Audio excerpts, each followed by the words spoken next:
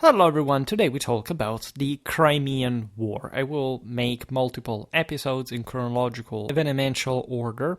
I will also make some thematic videos. At some point we can study individual battles beyond the summary that we will make for them during this series. I don't know how many videos I'm going to make because this is actually a very important topic.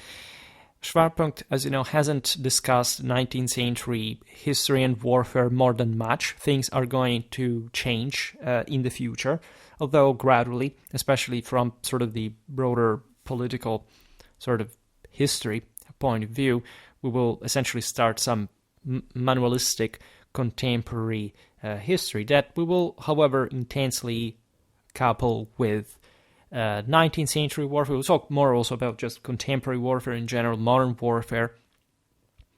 This war is as relevant as you may imagine for the obvious connections, say, or comparisons that you can make with different parts like of history leading up to today, simply because this war taking place from, as you know, 1853 to 1856 was characterized by a struggle for supremacy among three significant European powers that were really acting as, from one side especially as an alliance, but as we'll see, the thing is even more complex in the bigger picture. Concerning what? Well, the control of the Black Sea region. We are here, just like especially from the previous week, talking about intervention of British, French, and Turkish forces in Ukraine to contain Russia, right? I could make this series since ever, or even just when the war in Ukraine broke out, or at least, escalated in 2022. So that, of course, we talked some, especially Ukrainian history leading up to the events. However, you can't fully grasp, of course, the relevance of the war, and especially how weirdly we've been sort of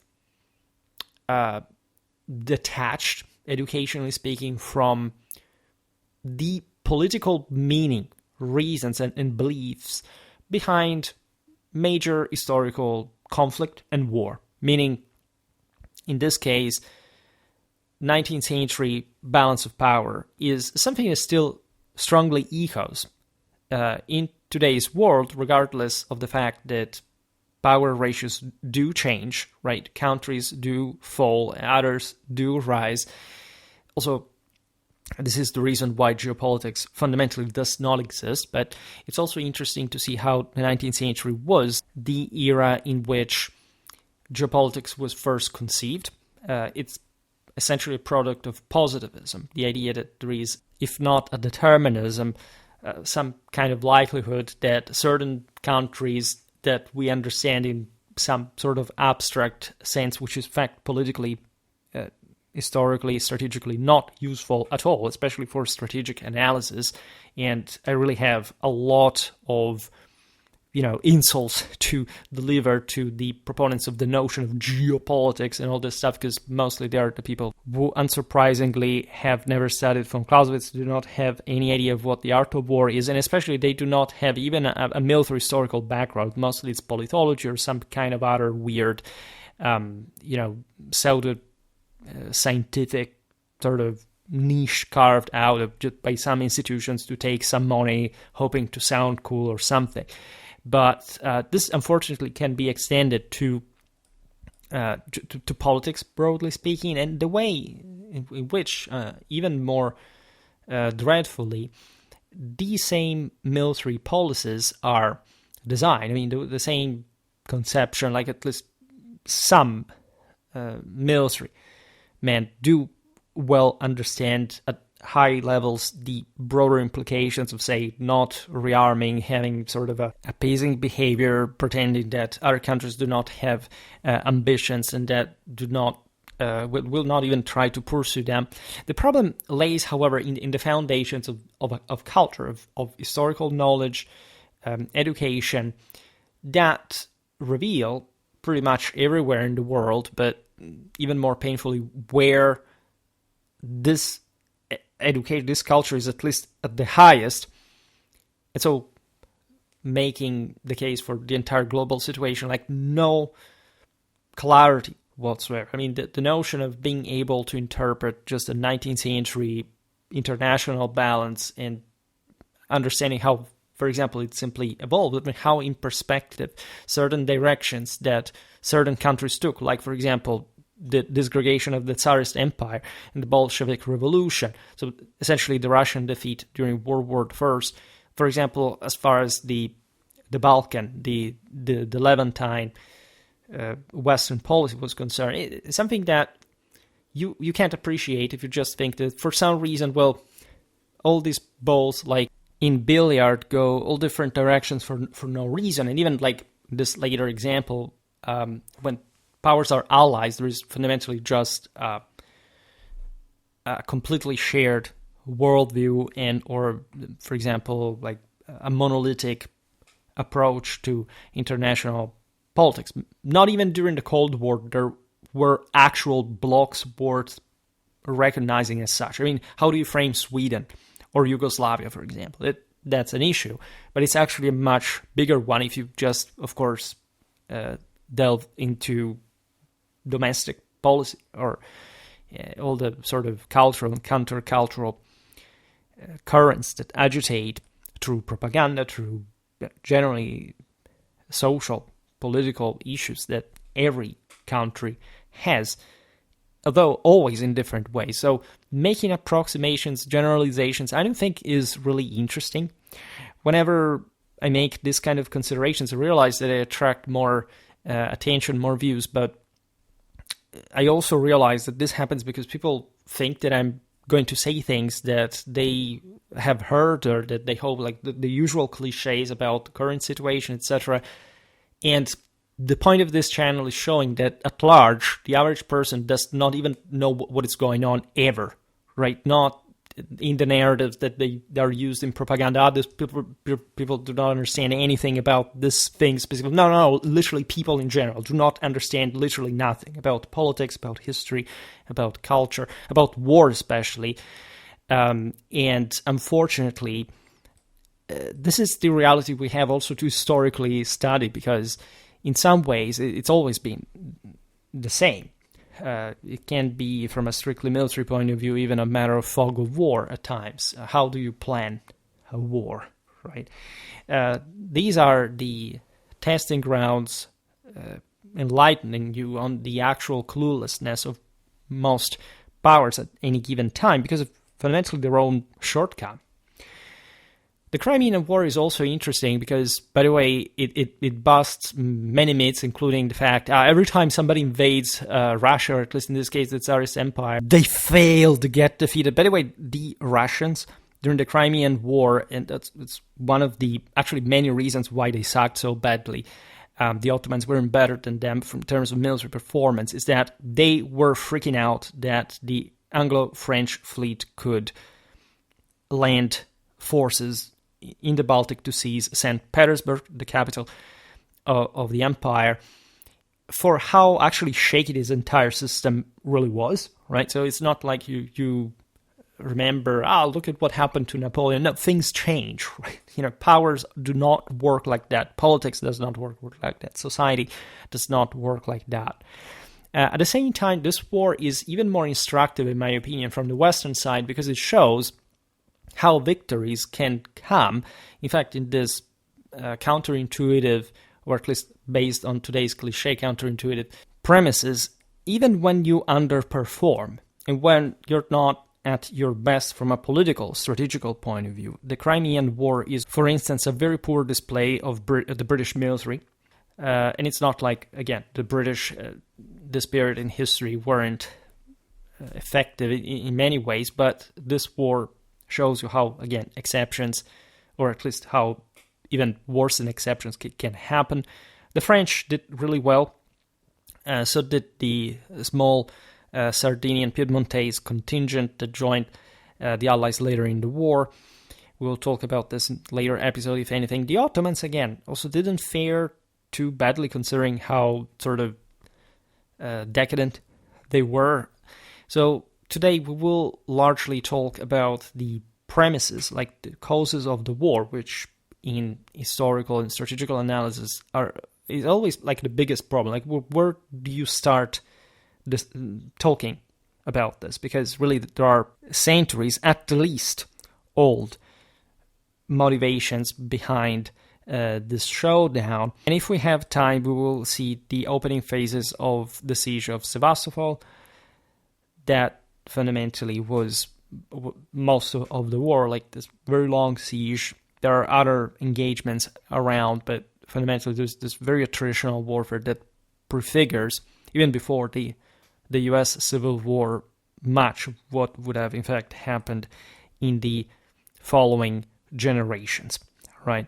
And there is actually a lot of military history before the Crimean War that is worth looking at, especially between Russia and the Ottoman Empire, but also in the sense like the political game and what was really at stake during this war. Because we, again, as we said before, we get the impression that, again, you study this history manuals at school, you see, which alliances did happen this time, right? And who did win and who did lose. But the sort of longer-term perspective of how, for example, Russian continentally hegemonic ambitions in Europe were fundamentally looming, like behind their policy, regardless of their very poor quality, but still very consistent quantity, which is always basically the problem in their history, cannot be diminished. Right, the saying goes, again, some of the propaganda, some of the phraseology of the attitudes, etc., from both sides, by the way, are the same. Yet we're looking at a different world.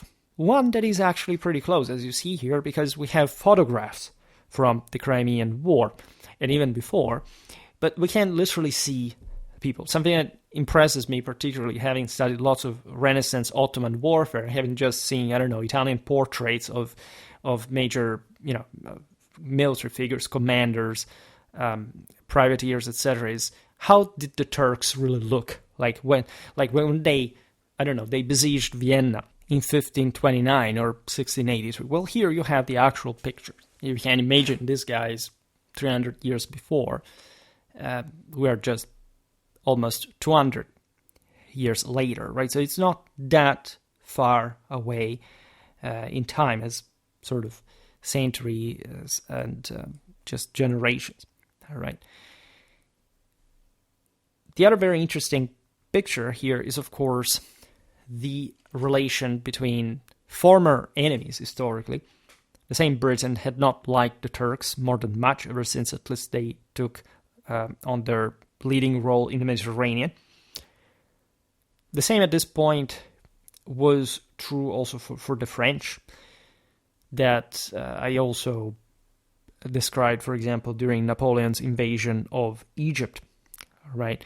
So there is a switch, basically. As soon as Russia manages to acquire enough power in the Black Sea region to threaten the same Constantinople, with broader imperialistic and universalistic ambitions in the region and beyond, that could even threaten British India in a broader sense. As you know, there were multiple wars in Afghanistan that at large were spurred by the same Tsarist empire against the British one. We will talk about them, if anything.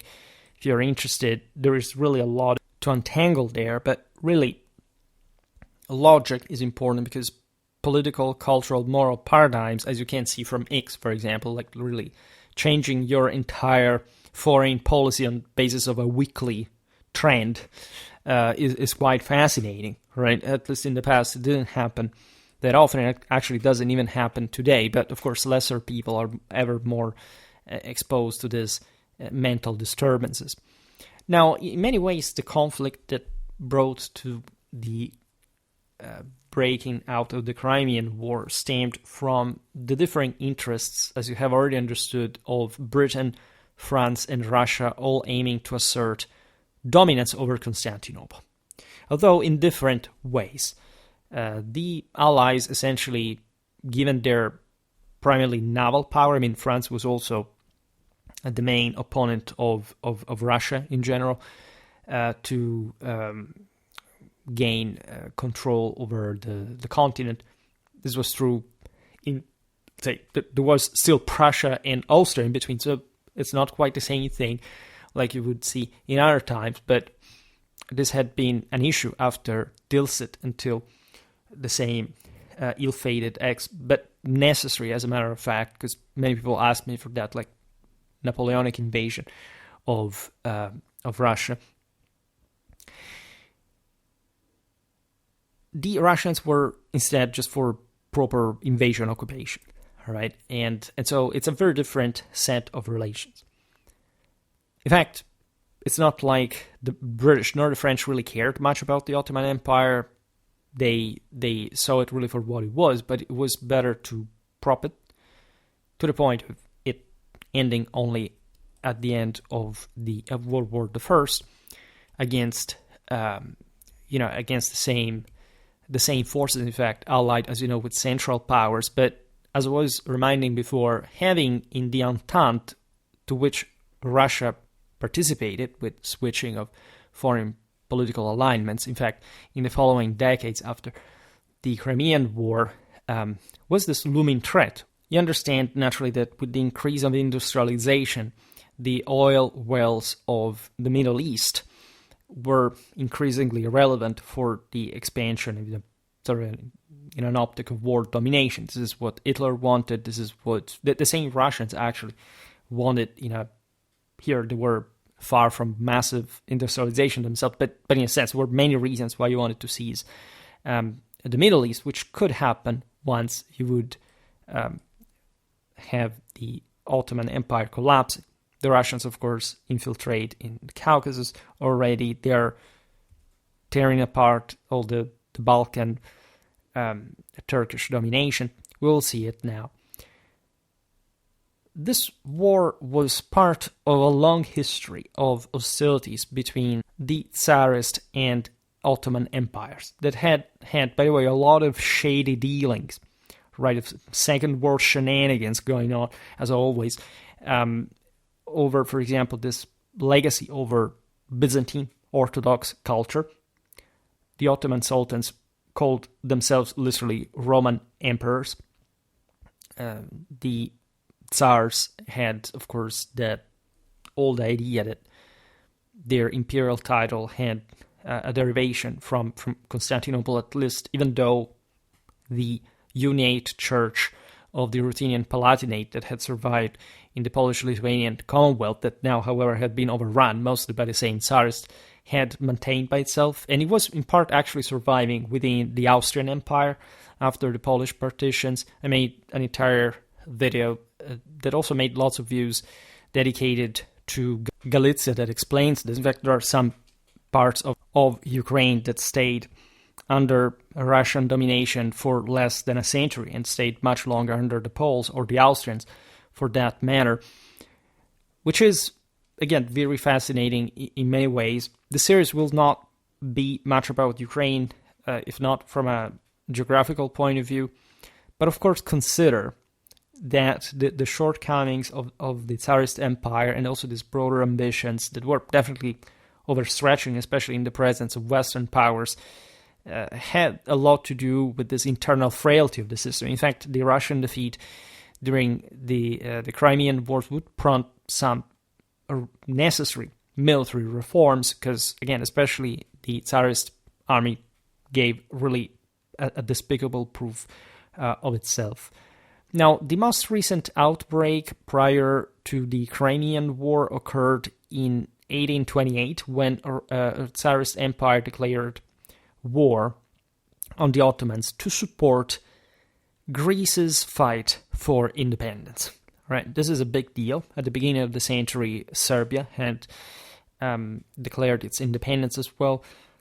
After, by the way, centuries of atrocious Turkish dominations, except the decisive moral majority of these countries were in with that. Like, the establishment was the main responsible of this. Of course, the Turks were strong, but say if these countries had simply wanted to be independent and or like pursue another way to autonomization by, for example, receiving Western support, they would have done it. They went the other direction in many ways. So that's also a very controversial history. We'll have to look at the Balkans during not just the 19th century, of course, like it's a pivotal moment together also with especially the first half, well, all the 20th for these issues, but in fact, the previous ones, like even the 18th, the 17th, because there is really a lot behind it since the same Middle Ages, actually. Now, on that occasion, the Tsarist troops advanced up to Adrianople in Thrace, so at a very short distance from the same Constantinople, and a Russian military force captured the crucial Turkish fortress of Kars near the Caucasus. Notably, the British and the French at this time supported the Hellenic struggle for independence as well. In fact, they intervened in the same war, essentially next to the Russians, but mostly again for their interests in the Aegean, with the notable event being famously the British Royal Navy's destruction of an Ottoman fleet at the Battle of Navarino on October the 20th, 1827. This was a display of course, Western superiority over the great sick man of Europe that Turkey was increasingly embodying. Of course, this is also a long-term process. You can draw since the failed siege of Vienna in 1683 or more. In any case, as you know, I have a pretty thorough series ongoing on that event, and we will also resume some later 17th and early 18th century Habsburgic military history that I think is also like the other big elephant in the room that we tend to always overlook. Like there is a sense, especially in the Anglosphere, that the Austrians were the sort of softer Germans of the situation, not as cool as the Prussians, and that, you know, their military was always like meh. And indeed, like there were some, famous statements mirroring some difficulties, of course, the Austrian army had among different powers, but there's a glorious and very consistent military history of the Habsburgs against the same Ottoman Empire. Now, due to so at the time, the notion that Russia could be too strong to fundamentally take over the Ottoman Empire wasn't quite there. Like the British, the French, we will now analyze their behavior, because this is literally 12 years after Waterloo, right? So it's just so early in time. Russia is also less developed than 30 years after. Everybody is telling the truth. There is just so much that different powers can do. But with the increase in, think about steam engine and how this reflected in naval technology, etc. Like, these are all chapters we'll have to look at. Even like distances, the logistical issues that seemed unsurmountable up to a few decades before were now sort of disclosing a very new degree of world domination from a side, especially with major colonial empires. But also this new powers that were emerging with great difficulty from the mists of history during the fall of other bigger, more powerful ones that now were waning. Now, due to these interventions, alongside the persistent resistance from the Greeks, the Ottomans sought peace, resulting in the establishment of a new kingdom of Greece. This event marked the first instance of Hellenic independence since the fall of Constantinople in the 15th century, although, as we have explained countless times at that point, it was actually the Greeks who opened the gates to the Turks. This is somehow unpleasant to hear, but it is really the case, and it's extremely important to picture because of this sort of Western-Eastern European relations. By the way, we just discussed a few days ago in a question and answer video regarding the accomplishments of the Latin Germanic world versus, say, the Greco-Slavic one. The Ottomans' defeat during this war highlighted, of course, the beginning of a lengthy decline for the empire, or at least its increasing acceleration that earned the Turks, like the Turkish Empire, the label of the sick man of Europe, drawing the attention of other European powers eager to take advantage of its demise. It was, in theory, not an irreversible process. This is actually what the British thought, that with some reform, when, as we'll see now, Russian pressure increased, it was possible to stiffen, right, the solidity of the Ottoman Empire. And in part it even happened, I mean, considering that it survived for another 60 years or so. Now, the Tsarist Empire was particularly positioned to benefit from this situation for obvious reasons.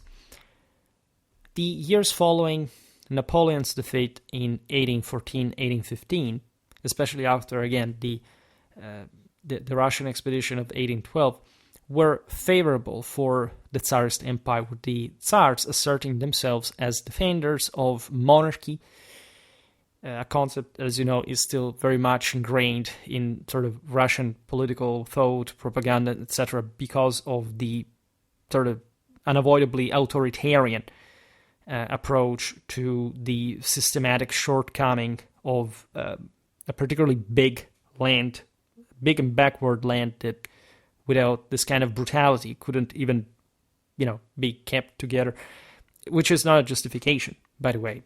Russia had its chances to modernize, and it screwed them up horribly for everybody involved, but indeed there is something so constitutive at the point that you even wonder whether they could even do anything differently. You always can, right? It's just the fact that you don't tells a lot about you.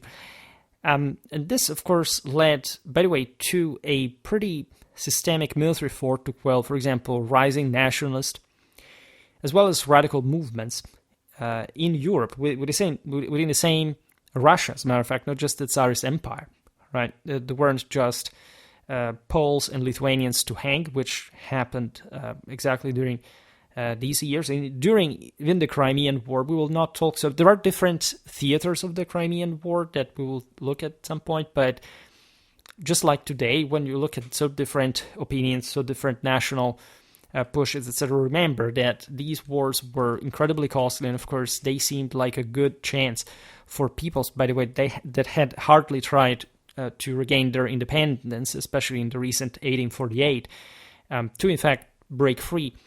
Especially we look at the Poles and the Lithuanians, that were the sort of most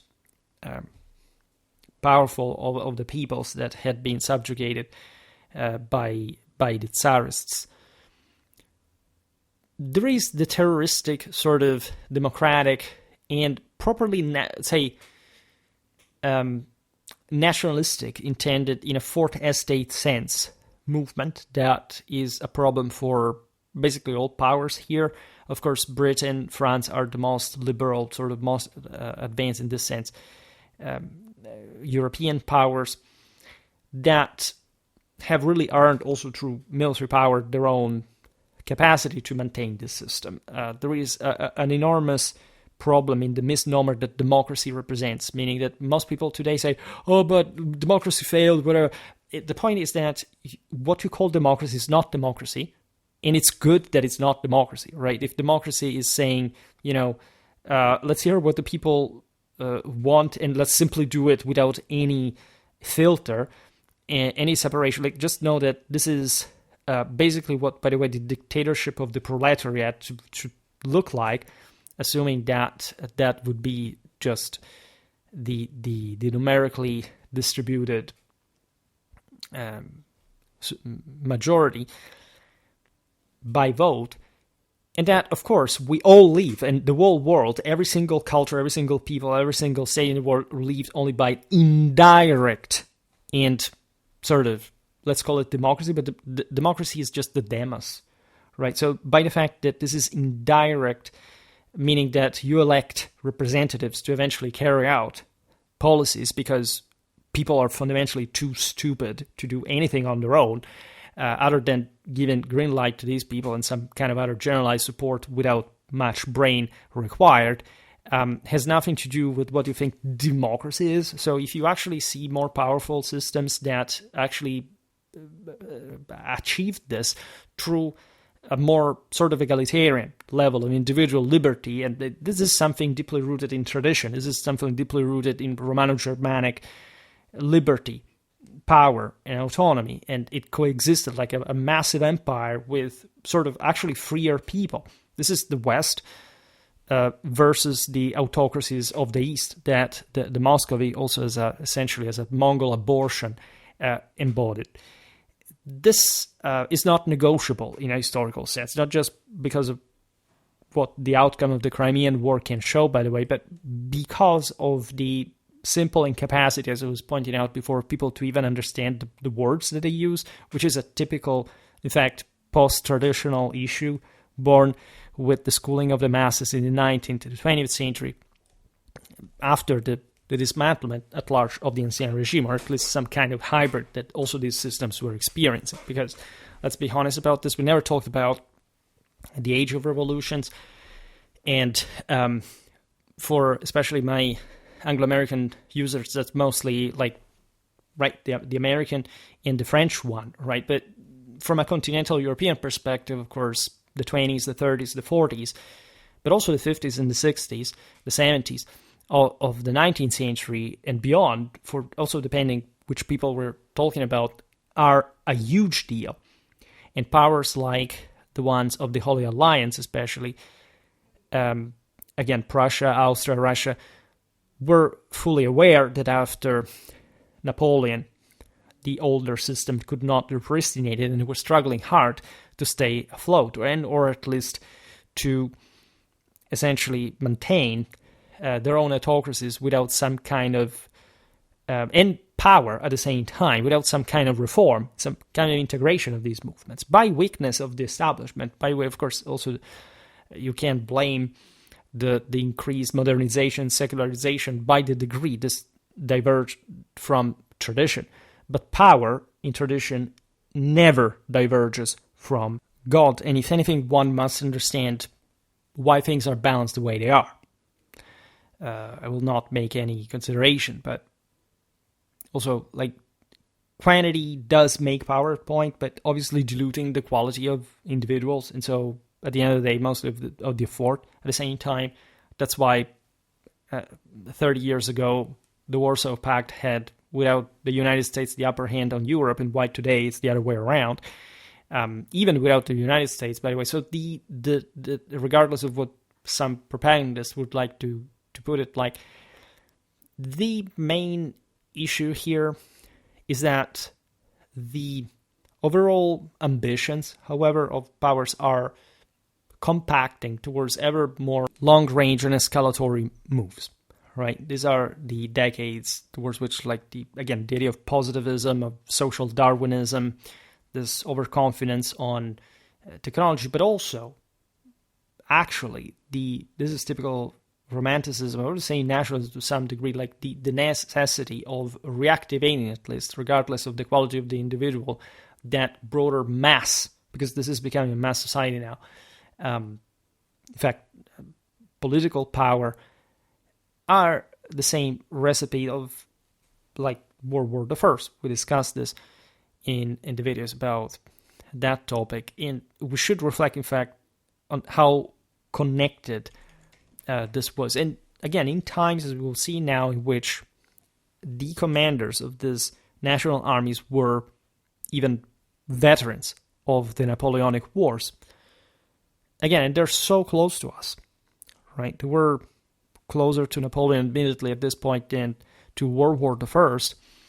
But, I don't know, they were actually closer at this point to my great-grandfather's birth than they were to Waterloo. So this is also what you want to consider.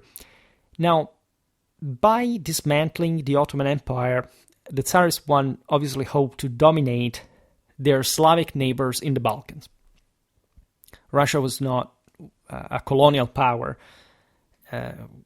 in the conventional global sense, regardless of the sheer geographical site that, however, again, was betraying, as always, like a much more Western concentrated force that they couldn't quite fully use against, in fact, their neighbors to compete with, in fact, Western Central European powers. But, in fact, the collapse of the Ottoman Empire was bringing back this mechanism that we illustrated also in the aforementioned video about like why the Latin Germans were more successful than the Greco-Slavs.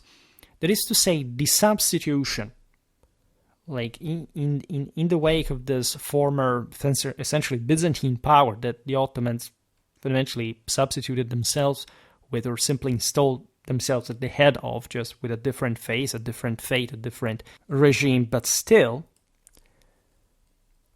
into the Balkans, and so basically linking it up to Eastern Europe, skirting of like Central Europe.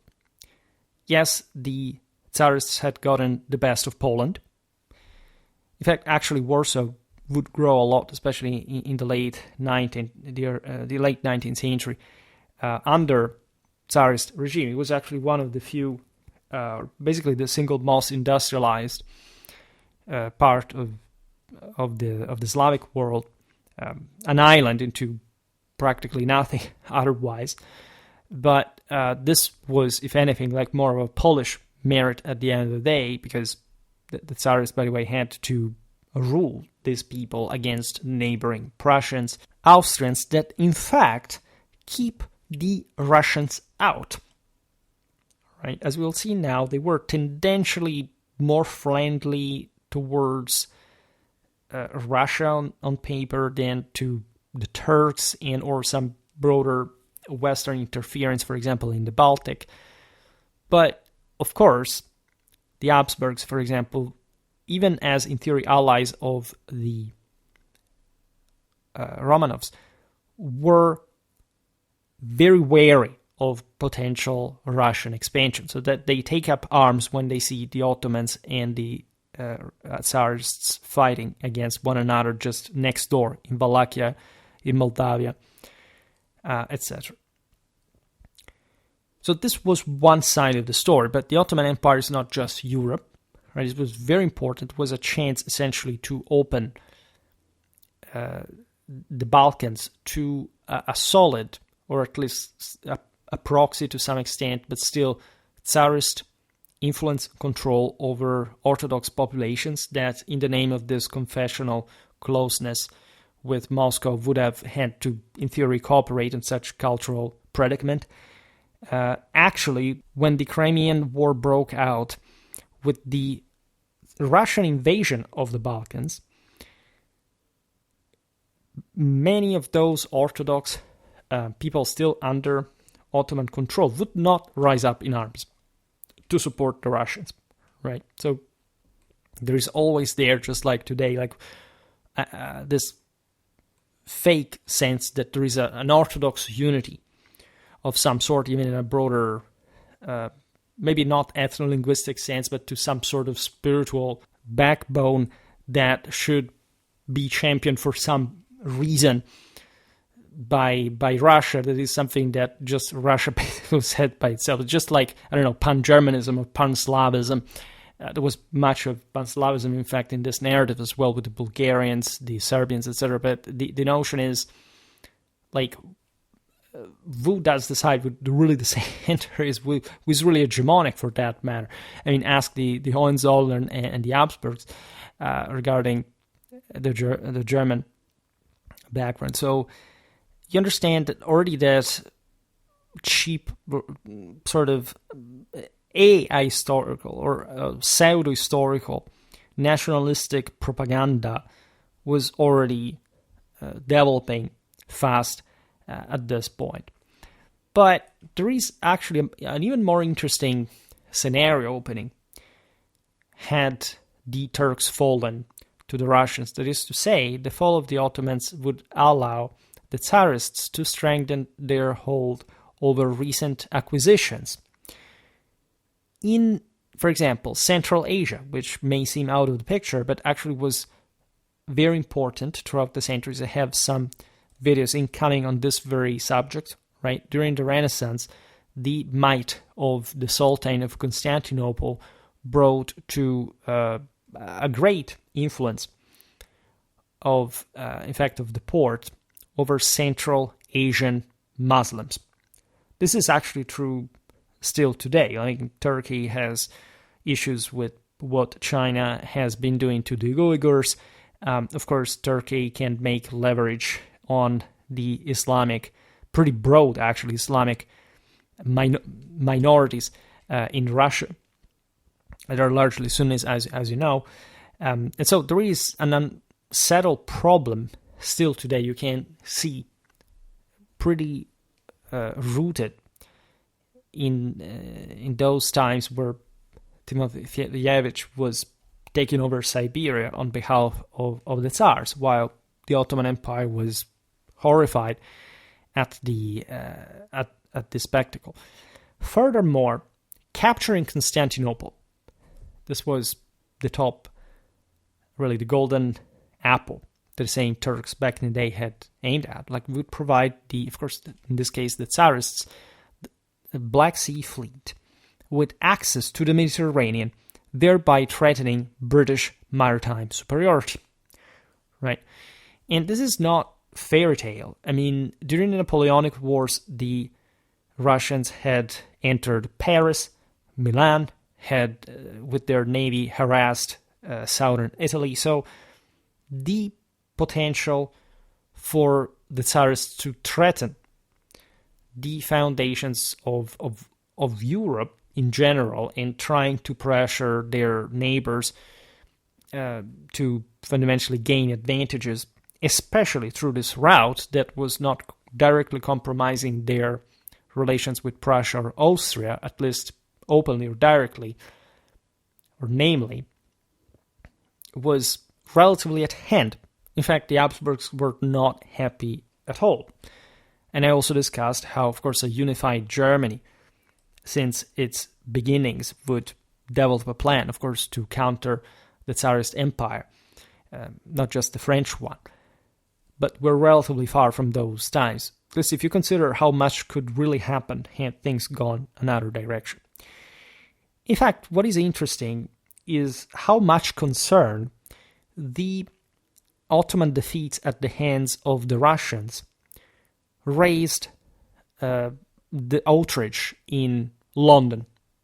By the early 50s of the 19th century, Britain had firmly established its control over India through the Honorable East India Company.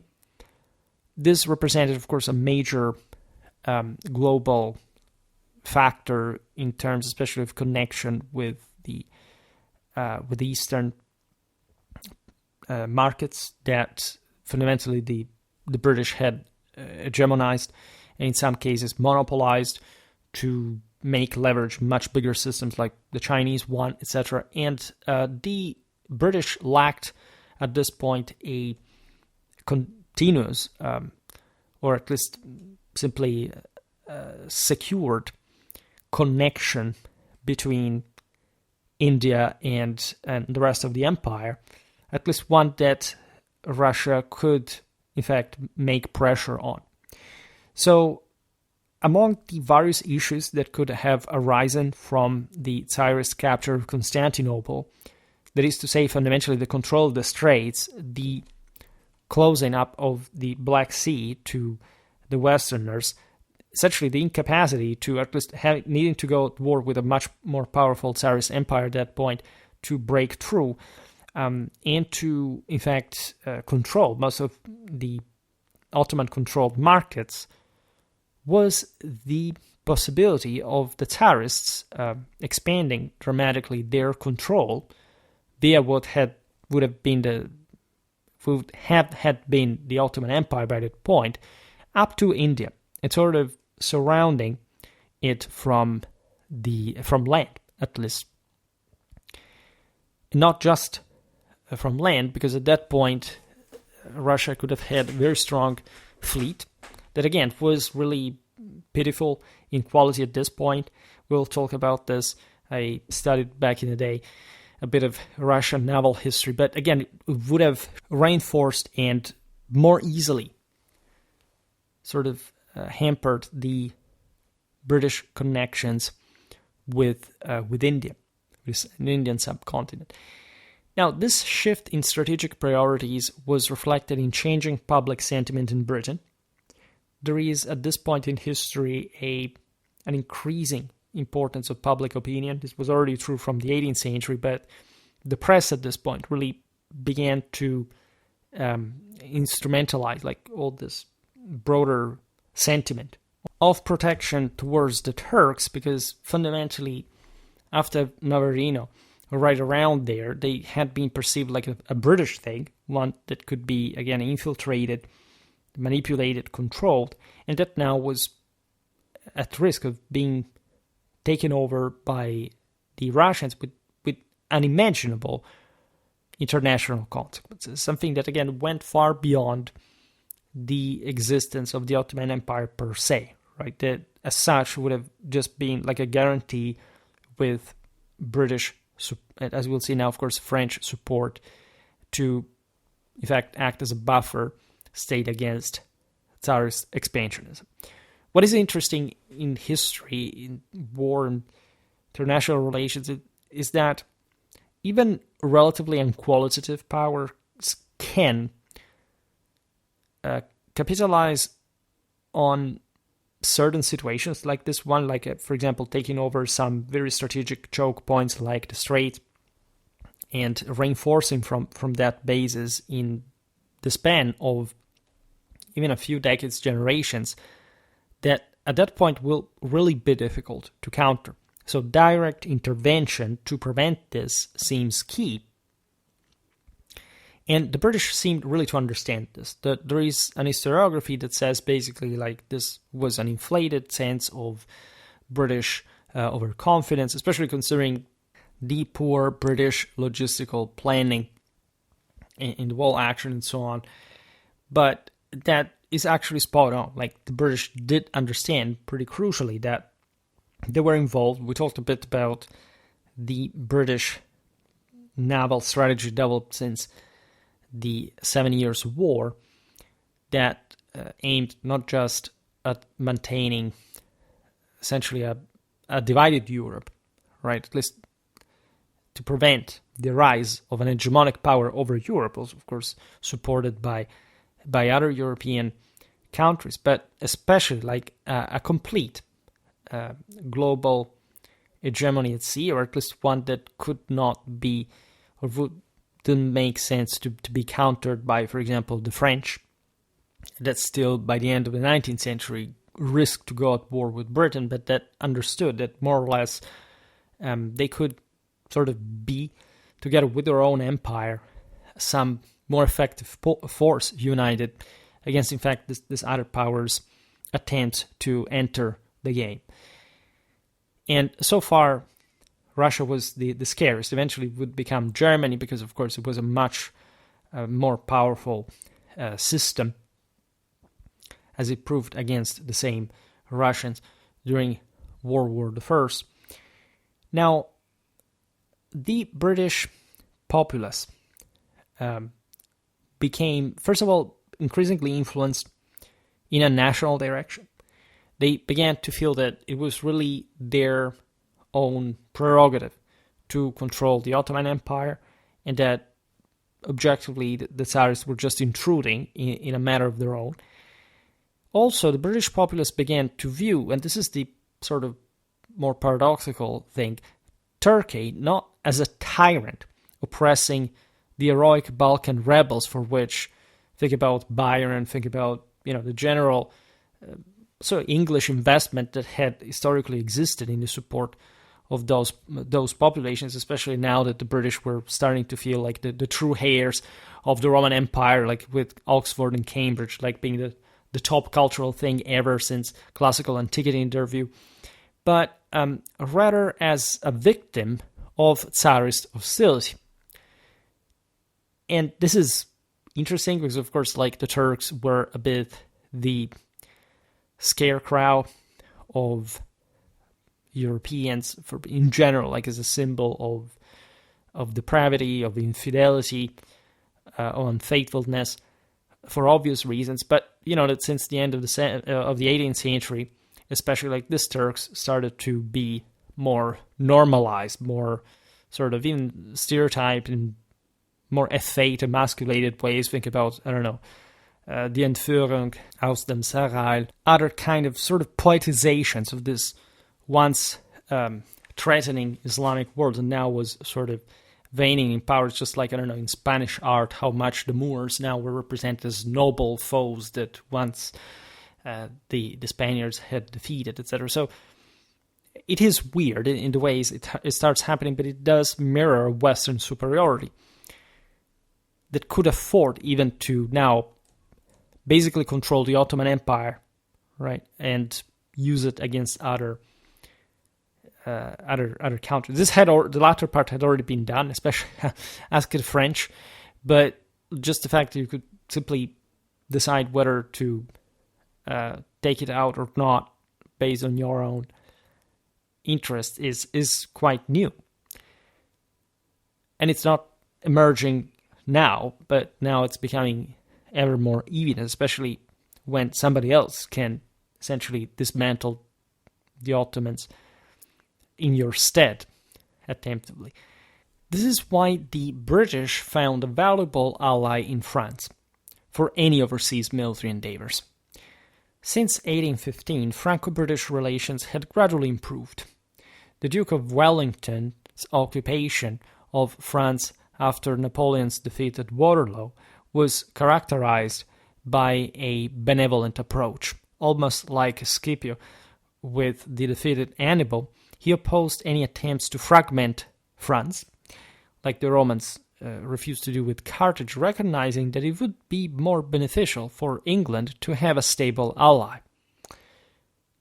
He was definitely correct in this. There was no reason to think that after the Napoleonic Wars, France would have simply had any further ambition to reattempt that, because there had been a broader exhaustion and also set of connections, alliances, and power balances that would have prevented such event. That's also basically why later nobody even really thought that, until World War I at least, that one power could simply take over the entirety of Europe just from a moment to another. Most of these wars were bloody, were very destructive. Think about, I don't know, the Franco-Prussian War later on, or even just the wars fought for the Italian independence with the French intervention, etc., against the Austrians. These were actually pretty massively bloody affairs. The Crimean War itself was actually huge, right? So, but we do not tend to dramatize it too much, because it seems almost as if these powers were not really going at each other's throat just per se. They were essentially just trying to test waters and see if this broader control that they had at this point mostly on the revolutionary estates, before then foreigners, right, could still, however, open to some broader expansion, unavoidably ending up in the sphere of influence of now ever, as we were saying at the beginning, far-ranging powers, especially ones with such massive strategic projection other than just sheer military power like Britain and France. France was also a very civilized country to begin with. I mean, it was the single most industrialized after Britain. There was just even a regional proximity that made much of their fate shared fundamentally, regardless of the antagonism, the competition, etc. But this broader system that had been reestablished after the Napoleonic Wars did make sense, and Britain and France were definitely to remain aligned till today. This perspective was, by the way, shared by successive British foreign secretaries. Things may have changed. Like the saying goes for prime ministers who preferred a relatively liberal and constitutional France as a counterweight to the growing strength of the absolute monarchies in Russia, Austria, and Prussia. And it's not like in France everything was going smoothly, right? In France it was an increasing pressure to engage in war with Russia, together with, for example, a restoration of some sort of imperialism and authoritarianism under Louis Bonaparte, who referred to himself as Emperor Napoleon III, that, as you know, was eager to achieve military success to mirror his famous uncle, the original Napoleon. I made a video about the French Foreign Legion that develops from this context, in particular the Algerian. I mean, it actually starts before, and there is a very interesting story behind that, including the French liberal posture that brought many Freikorps. I also made a video about the German ones in and after World War I. But as you know, there is an old history of that to join the same French as from Central, from even Eastern Europe, as they had been essentially exiled, repressed, essentially wanted by the tendentially more authoritarian governments of the Central and Eastern European empires, or any other sort of more reactionary ones, also the Italian ones, the Spanish at the point. And as you know from the history of the French Foreign Legion, this corps won its first glory in the French conquest of Algeria. That was, at least in theory, part of the Ottoman Empire. At least it was one Islamic country that, as such, in North Africa, the Ottomans had propped against the Christians historically, even though there were also some anti-Ottoman factions there historically. We will talk about them again, because we already did in some videos. And this seemed also an anti-Tsarist, like a maneuver, given the competition that with an ever more aggressive Russia against the Turks looked like, okay, if you want to take over the Ottoman Empire, grab some chunks of it, I will do it too, from the opposite side of the Mediterranean, but still. By the way, by the mid-19th century, France had largely restored her military standing, driven by the victorious colonial campaign in Algeria, but also the repristination properly of a strong military that lived up to the expectations and legacy of its Napoleonic ancestor. In fact, the French, as it would be proven by the Crimean War, were really the gold standard of European military. They would remain so. Like, there is this tendency whereby we think that the Germans, especially post-unification, had maintained the upper hand of that military quality, but in a more continuative sense, and also considering the ultimate defeats of Germany that also passed through to the French ones, was actually more like the military deal in Europe. Especially at this point, the French military had the sort of most advanced doctrine, technology. This would be proven, in part during the Crimean War, in parts during the wars of Italian independence. Then, yes, the Prussians arrive, it's another story, but even then, right, it takes time before Prussia becomes just immediately the gold standard in a traditionally competitive way against France. It's mostly something you have to wait for.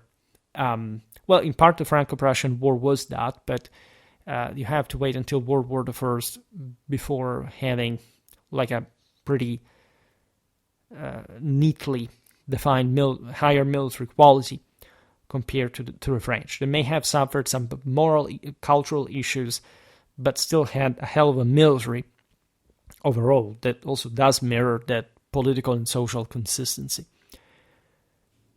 The triumph over the Algerian tribes did not equate to substantial victories against a European foe. For the French, this was the moment to prove that they were actually up to the task. As a result, the Tsarist Empire became a target for French military action, partly motivated by the desire to avenge the defeat of the First French Empire by the Tsarists in 1812, but also because the French establishment really understood the threat represented by a reinvigorated Russian force in the Mediterranean. Remember, the Russians had harassed the French-controlled Italy in the Napoleonic era, and France is on the Mediterranean. It knows that the Russians can, at that point, project power far and wide, and the greatest power in the area, at least with a more persistently stable presence, is France. Right? The British can dominate the world at sea, but at large, they can operate also from different directions. The French too, but with less options, are also more localized. It was obvious that an hegemonically ambitious Tsarist power could be threatening for many of these countries' interests. After all, during the same Napoleonic Wars, the Austrians and the Prussians had been dependent on Russia to cope with Napoleon. We saw it in the series about Austerlitz, but this was continuing to be true, and again, especially in order to repress revolutionary movements that were growing particularly intense in Germany, in Italy, that were, in this sense, more or less a Prussian and an Austrian thing, respectively, and also with, especially in Germany, an important degree of overlap, as you understand, and that could be paradoxically weaponized by different opponents, including the same Tsarists, paradoxically, had they chosen just to expand further their power in the Mediterranean, and reducing, thus, for example, Habsburgic force. This dynamic is fascinating because it shows how really nobody was doing anything for charity. Again, the same Russian support to the Orthodox people's independence against the Ottomans was just an instrumental thing. They didn't care, as always, about anyone but themselves. And surely those peoples would have just ended up under somebody else's influence. Admittedly, it's not like Moscow could simply go take over the Balkans and ruling them as part of the Tsarist Empire, but they would have had a very strong leverage on many countries that could be weaponized also against others. So nobody really liked this idea. In 1853, the Tsar Nicholas I began to assemble troops in the Balkans. Citing a dispute between Catholic and Orthodox priests in Jerusalem, then part of the Ottoman Empire, as a justification for this mobilization that would become, if not strictly speaking, the casus belli, still essentially what the war literally broke out for. What did happen? Essentially, as we've seen, the Tsars had some ambiguous relations with the Ottomans. From one side, they offered the British, whom they feared, because, of course, of their fierce naval power, to create a situation of power sharing whereby the British would have been allowed to access certain formerly Ottoman ports, but still under some kind of Tsarist edges, say controlling the straits or something, which was obviously unacceptable for the British, and just like a sort of like paving the way for further Russian aggression. An important part of the Russian leverage on the Ottoman Empire was constituted not just by this initial phase of backing the independence of some Orthodox countries, that again also the British would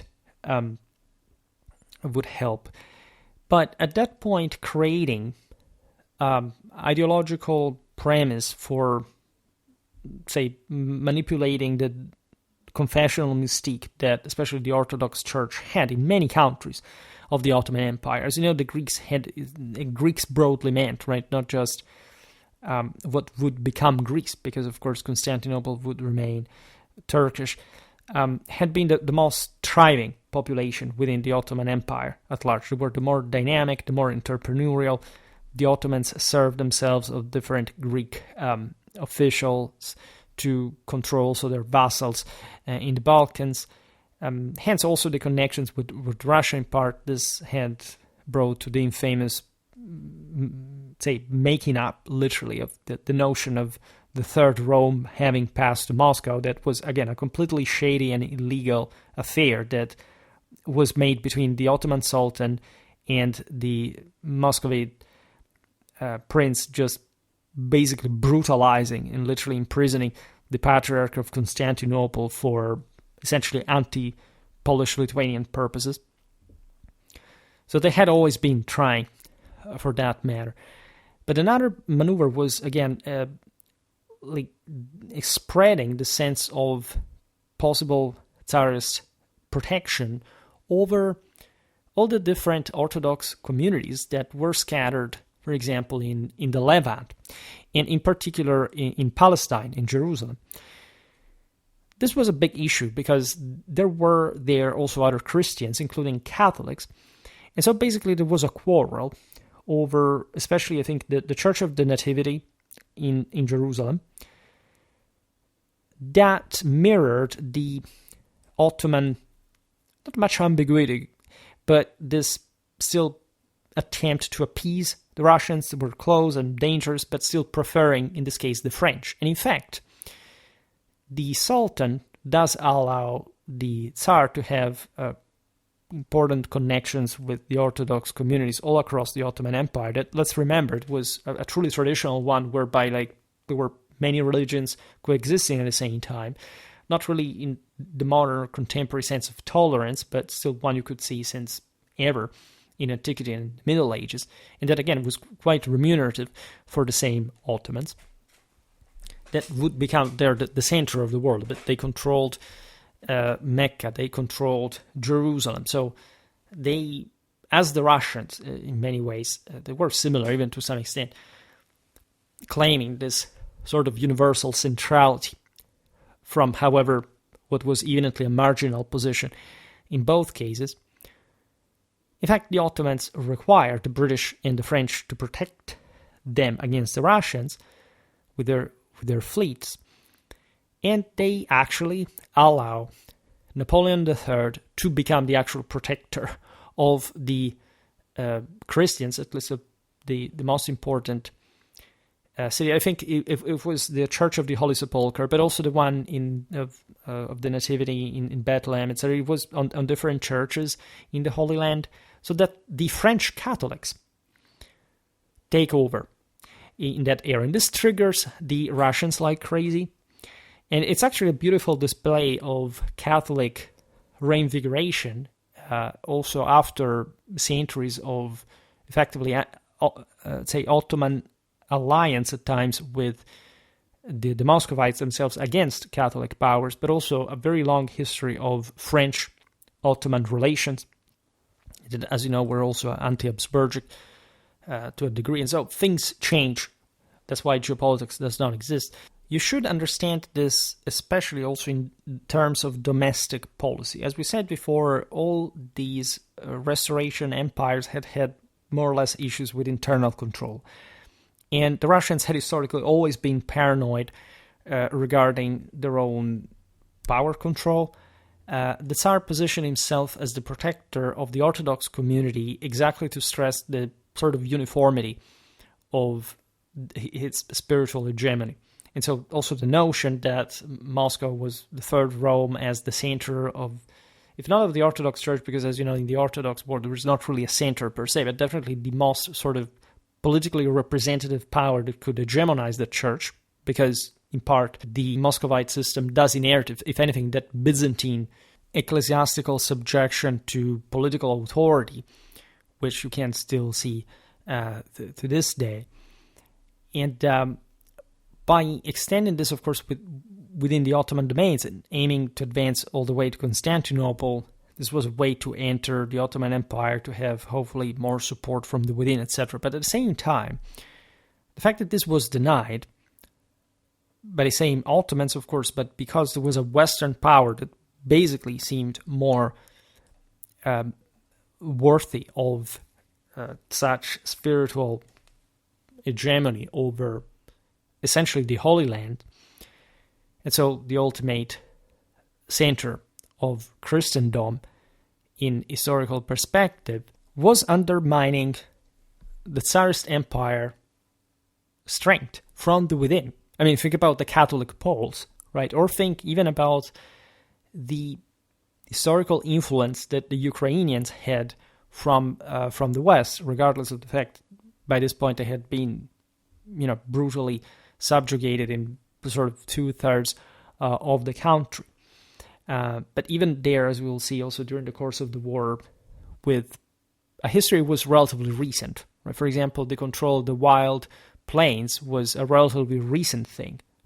The same places where the war was fought, Crimea and Kherson, and so the entire the Azov Sea, etc. Like, so also very strategically relevant places today, but that had been relatively neglected by the Tsarists up to the point. Again, thought the Westerns would attack from the Baltic, really show you how really insecure the entire Tsarist system really was. It was huge, right? Inserted some maps here, but again, it's always that optical distortion, right? That, especially at the time, wanted to overly stress the fact that this was all a compact empire, that provinces were basically all alike.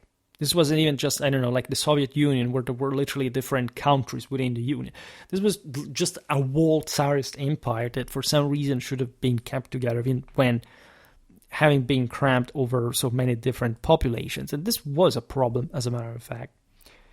It's, by the way, a myth that the Eastern European populations were just subserviently blind to any concept of revolution, as also later history would prove.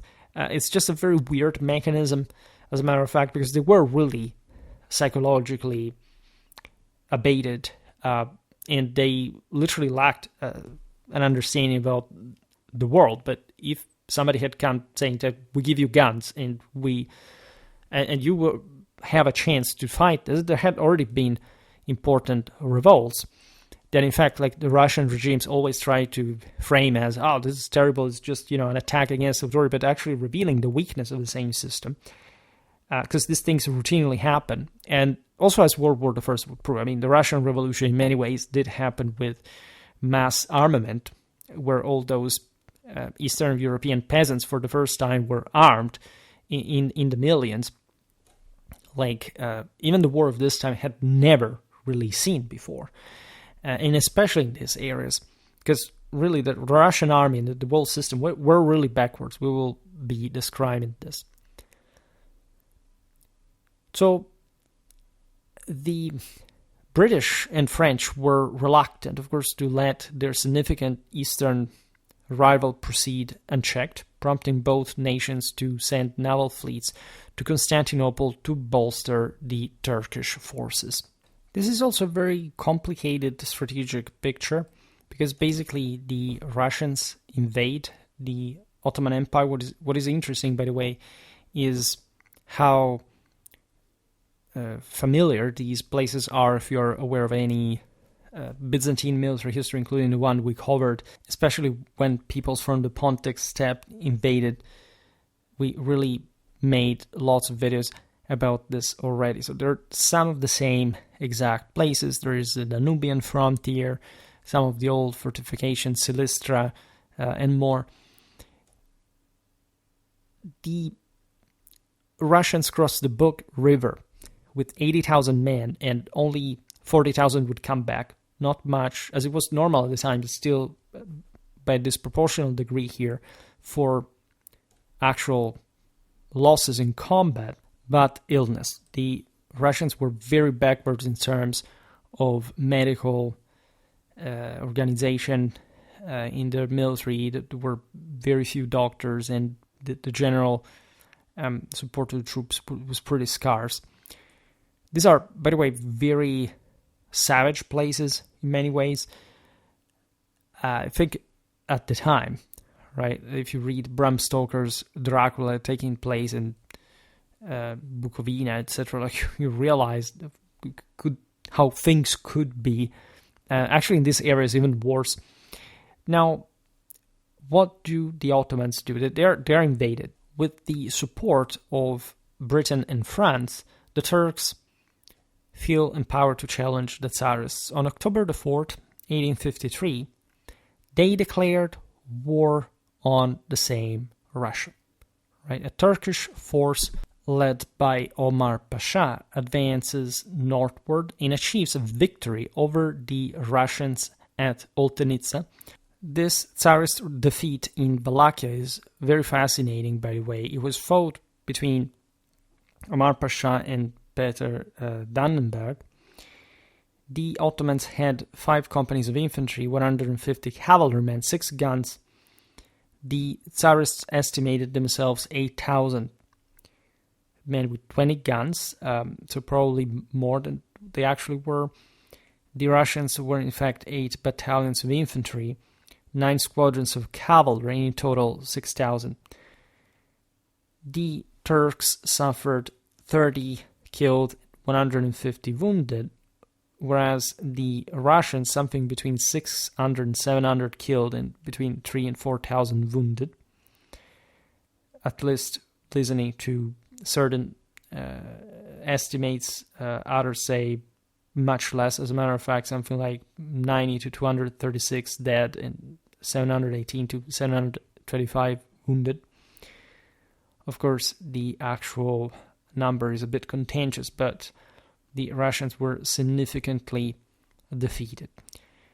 This success on land, by the way, was counterbalanced by a naval defeat of the Ottomans. In fact, on November the 30th, a Russian fleet launched an attack on a Turkish flotilla near Sinop, as you know, on the Anatolian coast of the Black Sea, employing, by the way, new explosive shell guns that decimated the Ottoman vessels. These guns, ironically, were Pexin guns, a type of naval artillery developed by French General Henri-Joseph Pexin in the early 19th century. And these guns were a groundbreaking innovation in naval warfare because they fired explosive shells instead of the traditional solid cannonballs used by earlier smoothbore cannons. This capability allowed them to inflict far greater damage on wooden warships, which dominated naval fleets at this point. Still, Pexin guns typically range in caliber from 68-pounders to large variants, and they were designed to launch hollow explosive projectiles filled with gunpowder.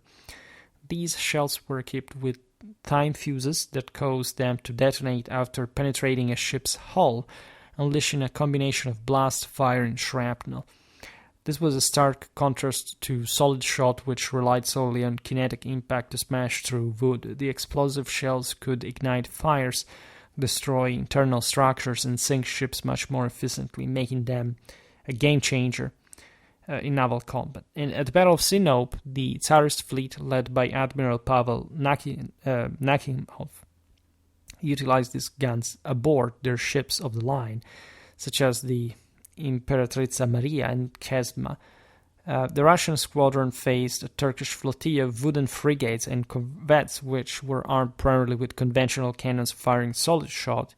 The Pexin guns gave the Russians a decisive advantage as their explosive shells ripped through the Turkish vessels, setting them ablaze and causing catastrophic destruction, so that within hours nearly the entire Ottoman force was annihilated, with only a single steamer escaping the carnage.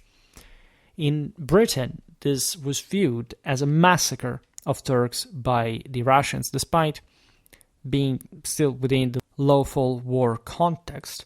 If anything, the British understood that if the Tsarists were to pound the Ottomans this way, especially at sea, they could have quickly achieved a decisive advantage, at least to settle the matter. The war was not to immediately break out because the Allies thought that just their presence could have, as it did happen, by the way, make the Russians withdraw from the Ottoman Empire and even propose a truce of some sort. By the way, asking for conditions that were eventually not negotiated, not seriously taken in consideration by the same Tsarists. So it was the usual passive-aggressive scheme to gain something in condition weakness. And the incident at Sinop ignited a wave of war fervor in both England and France, with large crowds demanding action against Russian aggression. There was also, of course, some anti-war sentiment. Right? Should never take wars as everybody agrees on them, but nor this being the actual point. Right? There is a way to make wars, which is good, it's right, advantageous, purposeful. And in this case, you have kind of strange objections, or at least ones that at the time may have partially been felt, but by essentially uninformed masses that were given essentially for the first time some kind of saying, or at least in the upper classes. In fact, critics argued that it was hypocritical for Christian nations like Britain and France to support an Islamic state in a war, right? But this would have not been surely the first time, and so it's also pretty ridiculous and hypocritical.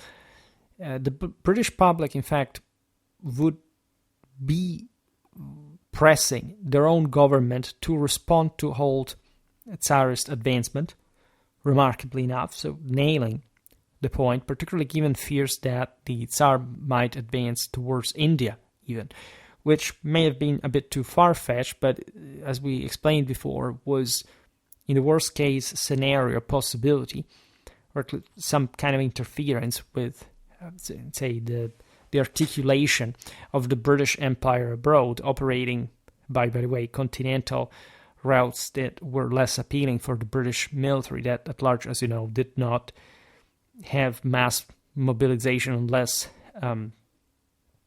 something particularly dramatic was happening, like Napoleon's attempt to land in Britain, etc. So this was rightly perceived as a right moment to attack the Russians, who, by the way, were technically on the offensive in the same Ottoman Empire. Again, at land they weren't achieving too much. There are other battles, but at large, the Oltenitsa one was showing the Russian difficulties against the Turks, who, by the way, were now sure that, by the way, the Anglo-French would have intervened in some way. So the Russians were freaking out in their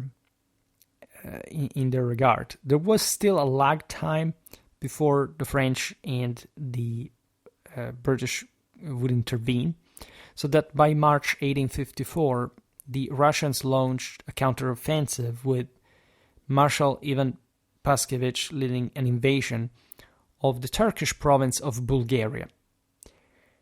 Paskevich reached the key Turkish fortress of Silestria on the Danube, we are in the northeast, and so again, this is a place where the Rus had actually already fought with the Byzantines back in the day, and many Turks had been always around to begin with. So the Tsarists basically lay siege to this stronghold, and in reaction, Britain and France formally declared war on the Tsarist Empire in turn. Right. So the spring of 1854 saw an Anglo-French allied expeditionary force landing at Varna, the Bulgarian port on the Black Sea, while simultaneously the Allied fleet bombarded the Russian port of Odessa, causing considerable damage to military and civilian infrastructure.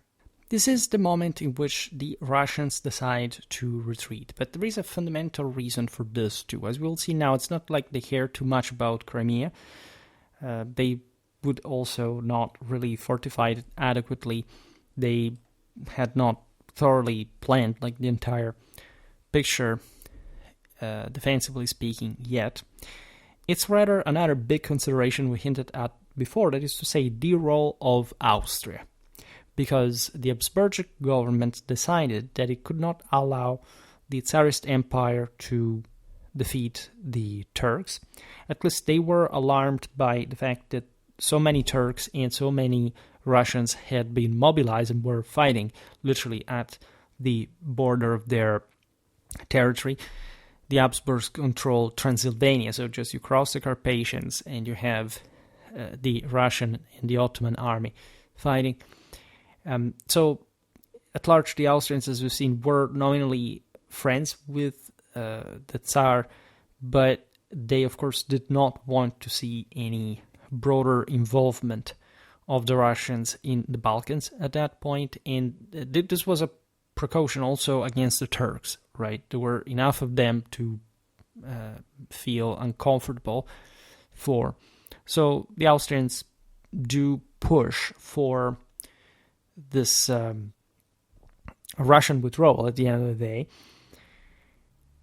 They were really more scared by them than the Turks.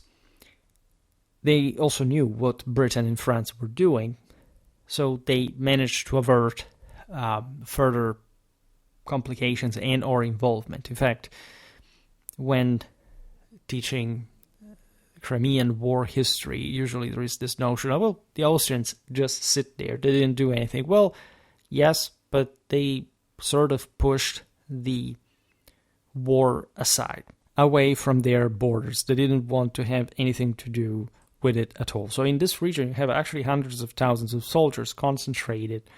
It's a very dangerous situation that could escalate different directions. But everybody behaves more or less pertinently.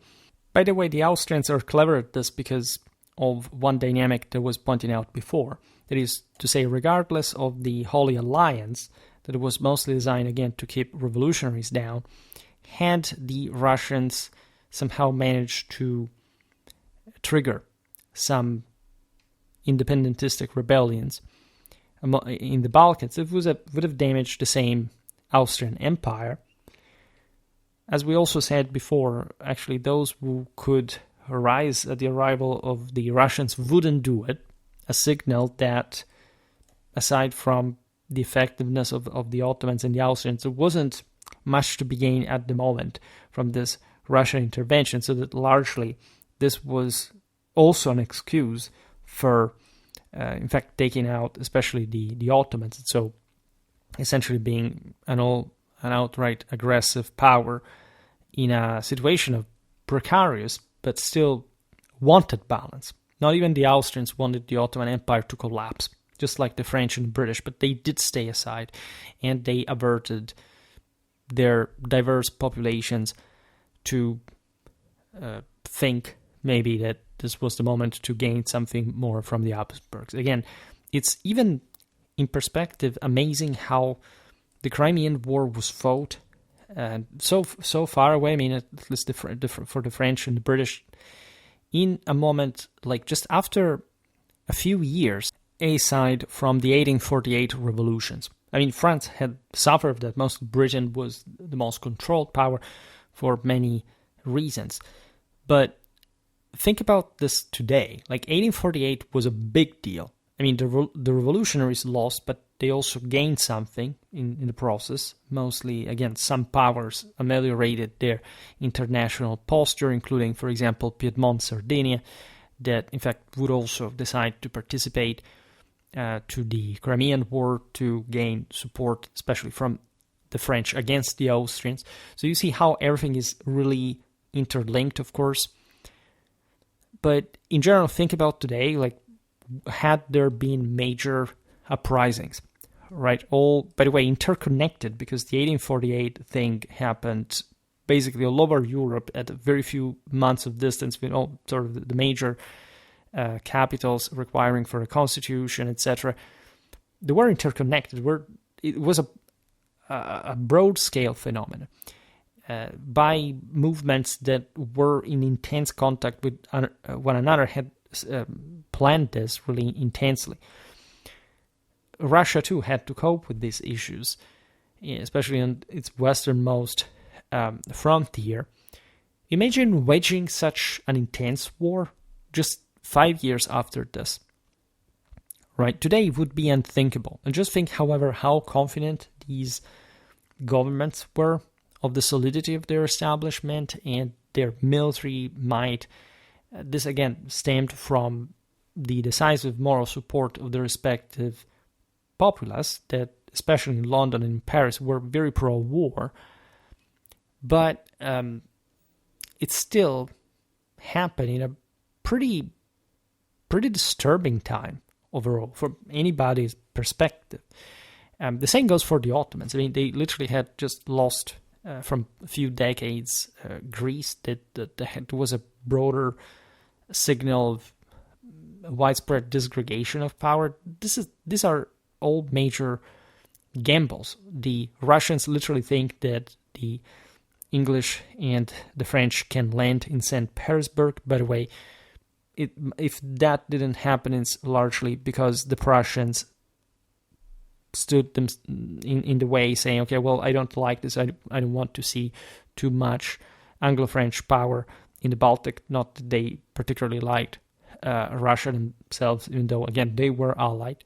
So it was a power-sharing situation where everybody was incredibly careful about all the generalized movements.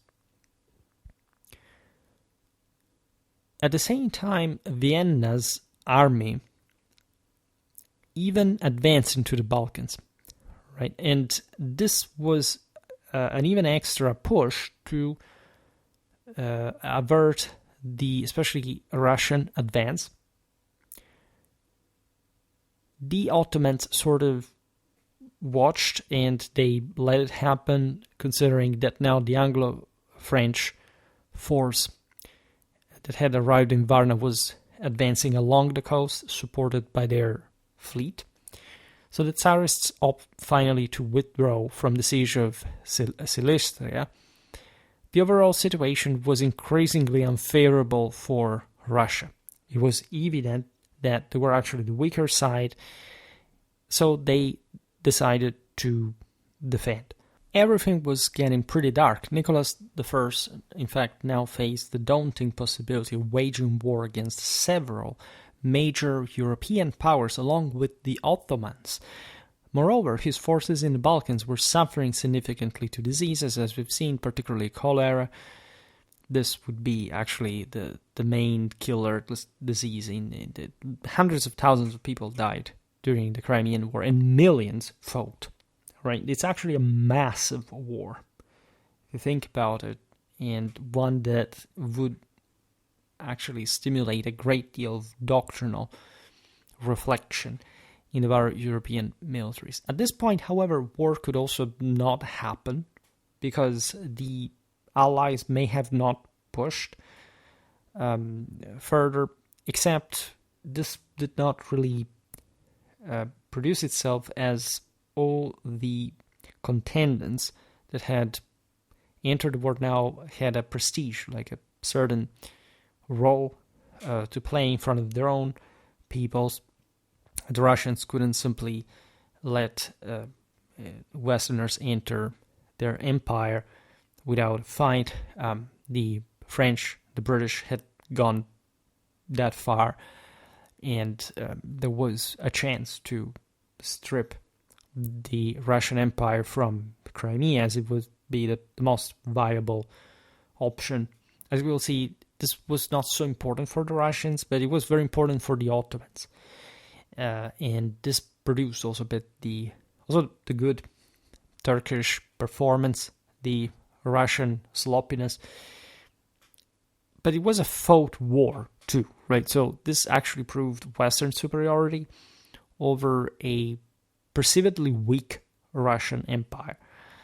The threat posed by Russia to Constantinople was effectively countered with the Tsarist withdrawal from the Balkans, and this development, again, could have been the end of the war. But the great powers failed to broker a peace settlement. The Tsarists were the first ones to be vague and uncooperative.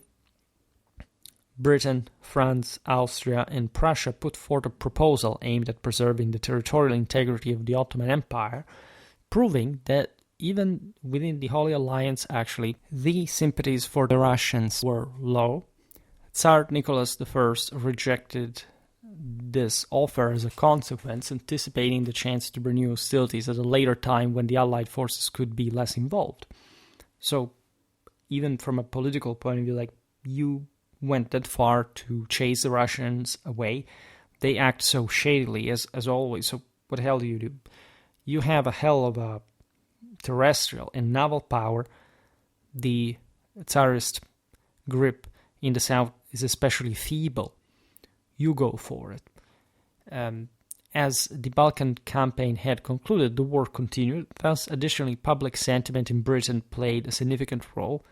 The majority of the population felt that since the Allies had achieved their objectives without bloodshed following the Tsarist withdrawal, this was insufficient. This shows you how serious people were at the time.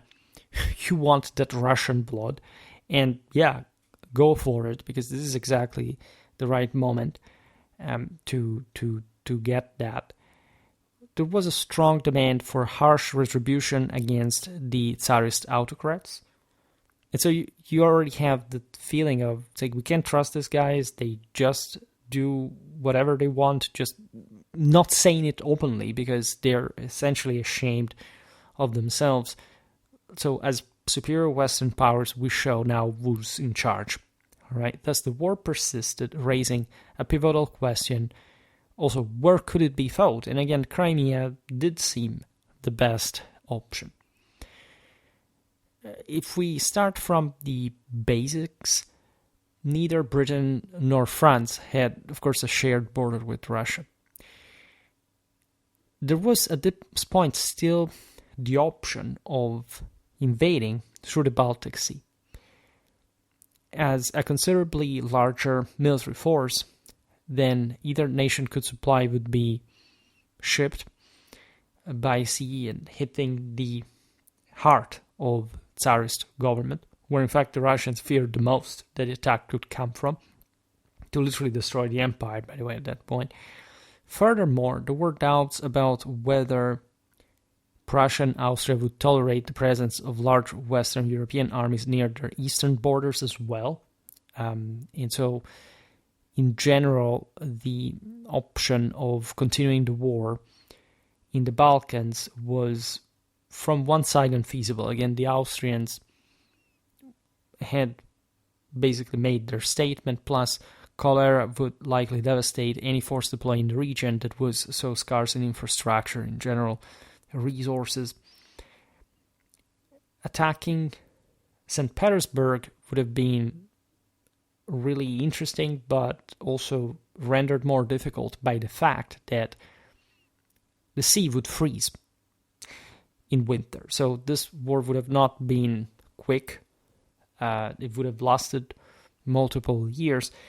In that case, this is how it would happen in Crimea. But this is exactly the same reason why, historically, since the end of the 18th century, and Catherine the Great, the Russians had tried essentially to get an ever greater presence on the Black Sea, with Odessa, for example, because in between, again, there were the wild plains, also from the more civilized areas of Ukraine, there was this gap to bridge. But once you got there, like the Rus had historically done in centuries, you could simply maintain these strongholds. The Cossacks were now more or less tamed. There had been wars, actually. There were also the Circassians historically had created problems. Again, the Tsarist grip on such regions was relatively shaky, but if they could simply maintain a stronghold, in a major port, especially with Crimea having this choke point in the north, like controlling Sevastopol was a good measure to increase a direct naval capability all year long, opening to the Mediterranean, passing through Constantinople, which, as we've seen, was the entire cause of the war. And the sea didn't freeze there. Thus, it would still allow navigation consistently. So the Allies themselves opt for Crimea. And had you been in London at that time, you would have heard the rallying cry to Sevastopol, right? Why was Sevastopol important? Well, because as we just said, it was situated at the southern tip of the Crimean Peninsula, serving as the main Russian naval base in the Black Sea by that point. Capturing Sevastopol would significantly diminish the very point for which the Tsarist army strength would project along the Black Sea coast, as it had just happened, towards Bulgaria, and thus deliver a humiliating blow to the Tsar and his government when lost. So with anticipated naval superiority from the Anglo-French forces, it was believed that Sevastopol could be taken quickly, leading to a victorious conclusion of the war.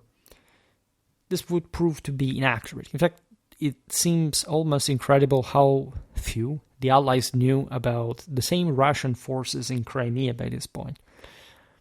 There was a way to go. Of course, the Russians had proven to be beaten back, withdrawing, so you wouldn't expect this unwinnable resistance. And events would prove that.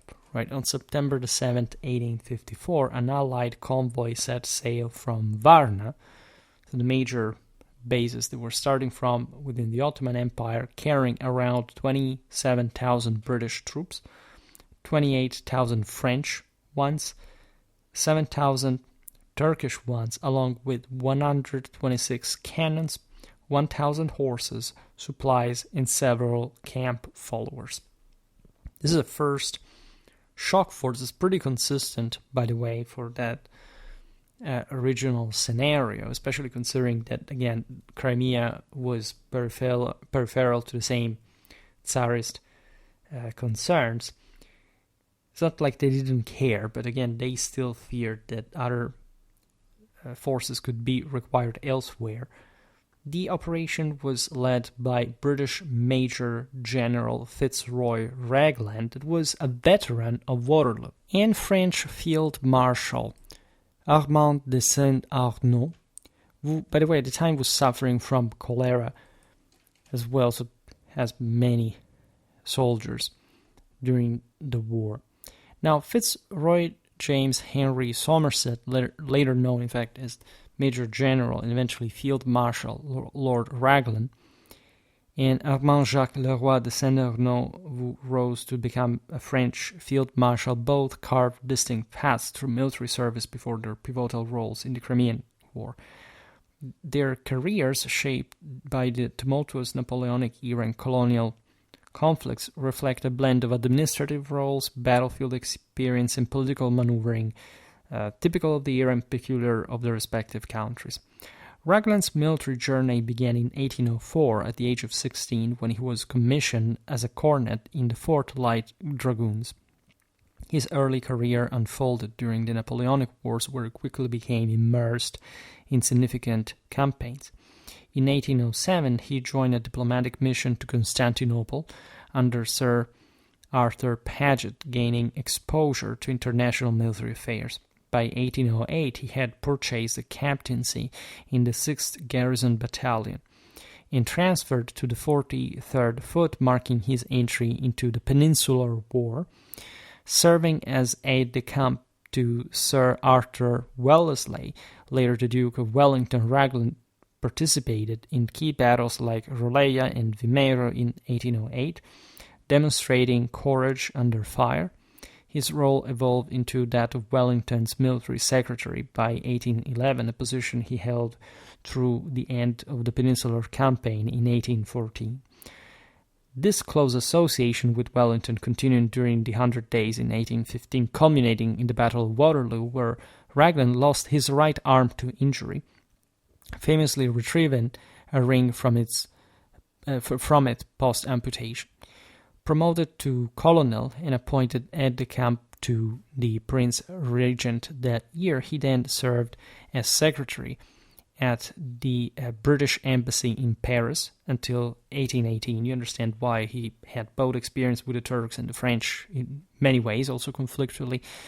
So transitioning to politics, Raglan became a Tory MP for Truro from 1818 to 1820, and again from 1826 to 1829, while also assisting Wellington as secretary when the latter became Master General of the Ordnance in 1819. From 1827 until Wellington's death in 1852, Raglan served as his military secretary at the Horse Guards. In 1852, he succeeded Wellington as Master General of the Ordnance and was elevated to Baron Raglan, a role he held until his appointment as British commander in Crimea in 1854. Despite his extensive staff experience, Raglan had never commanded troops in the field, a gap that would later draw scrutiny. In contrast, Saint-Arnaud's career was marked by a more erratic trajectory punctuated by adventure and redemption. Born in 1798, he joined the French army in 1817, but languished in garrison duty for a decade, resigning in frustration as a lowly sub-lieutenant. His subsequent years were a whirlwind of travel and mercenary exploit across Europe until he re-enlisted in 1831 at age 30, again as a sub-lieutenant. His fortunes shifted during the suppression of the Vendée uprising in 1832, where he served under General Bugeaud. Personal scandals and debts soon forced him to join the French Foreign Legion in Algeria in 1837 as a captain. There, he distinguished himself in colonial warfare, rising to Marshal de Camp, that is, Major General, by 1849 after 12 years of brutal campaigns, including the infamous suffocation of 500 Arab tribesmen in 1845. Returning to France during the 1848 revolution, he failed to save the monarchy but rebounded in 1851, earning promotion to Major General and command of Constantine province in Algeria. That autumn, he became Minister of War under Napoleon III, orchestrating the military aspects of the 1851 coup d'etat that cemented Napoleon's rule. Rewarded with a marshal's baton and a Senate seat in 1852, Saint-Arnaud held the war ministry until 1854, when, despite failing health, he took command of French forces in Crimea. Unlike Raglan, Saint-Arnaud had direct combat experience, albeit largely in irregular warfare, which shaped his aggressive leadership style. As we were saying before, there was not a clear intelligence about the Russian forces in the south of the empire. So determining the landing location was not excessively easy, right? Crimea was the most sort of obvious as a sort of launching pad in the Black Sea for which the Russians could attack Constantinople. But again, there was a few intelligence regarding the Tsarist defenses there. Estimates of enemy troop strength varied between 45 and 140,000. Too much, especially considering the fact that the Allies were to attack, and so they had to know more or less what they were going against. We will see now also what the Russians were actually like. There was also a general sense that the higher figure was more accurate, mostly because of the notion that, the other misunderstanding and cliche, that Russian demographic resources are unlimited and so the army must be infinite practically. This is absolutely not like this. The amount of troops you can recruit is based on a political logic, not on just how many people you can throw in the mid-ground. You're even assuming you could even force them to do so, right? So things are much more sober in reality. The Allies assumed, however, that given the strategic importance of Crimea, the Russians would make strong efforts to defend it. As we've seen, this was not quite the case. Again, it's not like it wasn't important for the Tsarists to maintain Crimea. It was just less important compared to the stretched resources with which they had to preferably defend the sort of richer lands of their empire, namely the connections between St. Petersburg and Moscow in the north. For the Tsar Nicholas and his commanders, Crimea was viewed, contrary to what the Allies believed, merely as a secondary theater of war. It was important, and it would fight in there evidently enough, but it was not exactly what they feared most from the West, which, by the way, tells you how sort of fragile the Tsarist Empire was still at this point. it wasn't even just much about the Franco-British contingent backed by the Ottomans. It was a big deal. And that could have even been reinforced, as it would happen during the war, with other hundreds of thousands of soldiers, and not even the Baltic threat, which was still potential. And as we've seen, the British and French public opinions were fine with the war, so they could have thrown more soldiers into the fray, even though it would have been very costly, even for such great powers. There was, however, another problem that was playing in favor of the Allies and against the Tsar. That is the aforementioned Austrian behavior that wasn't very reassuring on Russia's western borders, right? If for example, Russian capital St. Petersburg had been attacked by an Allied invasion through the Baltic Sea, that was, again, in theory, even feasible. The Austrians could have profited from this and launched an invasion of Russia that at that point would have really been outmanned and risking to be properly destroyed politically, and God knows what would have happened at that point. But as we've seen, all these powers were cautious from their side because, again, resources are not infinite. We're still in the 50s of the 19th century, so we're not talking about wars that still involve so immediately hundreds of thousands of troops at a time. Just per se, as we've seen, the ones that landed in Crimea were originally less, still consistent forces. They're accelerating, but it's also far away theater. Even for the Ottomans that are close. I mean, managing this logistically across the seas, it's not easy with all those men, by the way, and especially considering that in Crimea there isn't really much to sustain troops. In fact, they would have to spread out consistently even during the siege of Sevastopol. I don't think today we will be looking at the beginning of that because we're running out of time, but it's important just to prepare for it. The Tsar was also traditionally wary of committing too large a portion of his army to Crimea, fearing it would limit his capacity to address uprisings in other parts of the empire. In fact, this was crucial. As we've seen, the Poles and the Lithuanians weren't that thrilled to be under the Tsarist yoke.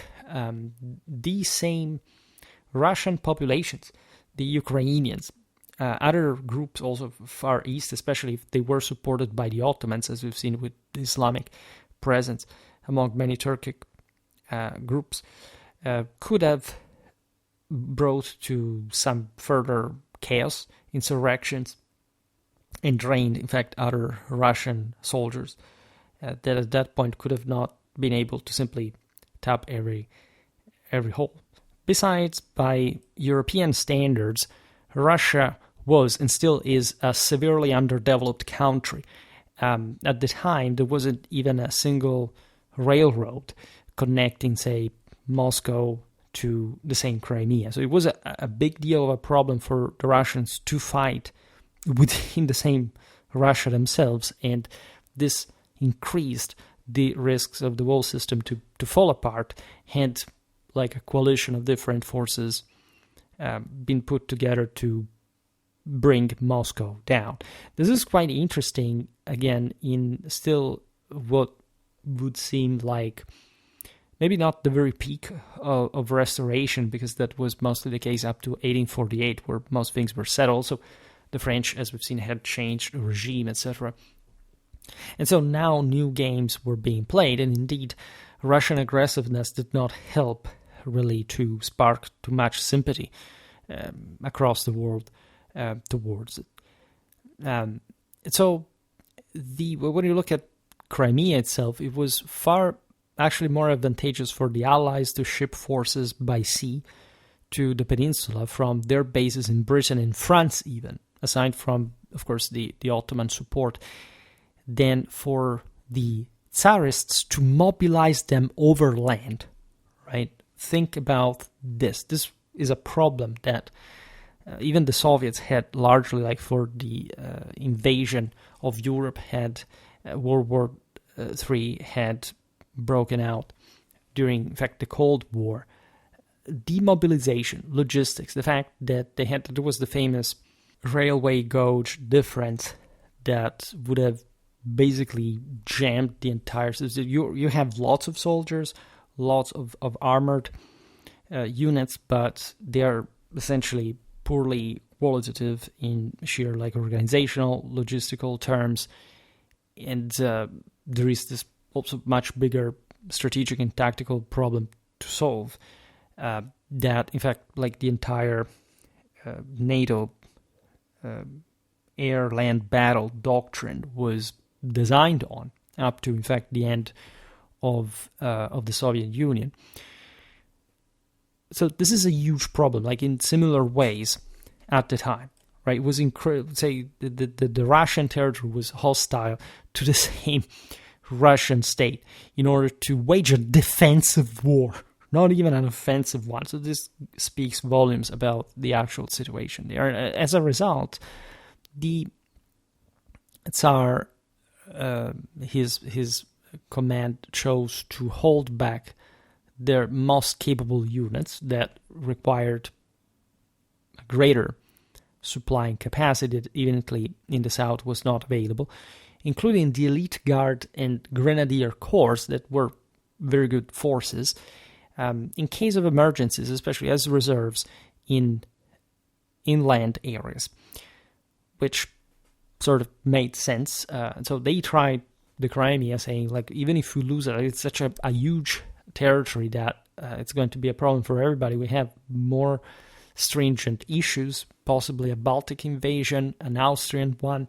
So let's see what happens with limited forces in Crimea, given that we are defending there, except, as we will see, they didn't have a great defensive apparatus to begin with. They could have lost the entire peninsula, actually, from the very first phases of the war, had the Westerners pressed slightly a bit more, especially after the battle of the Alma River that we will see.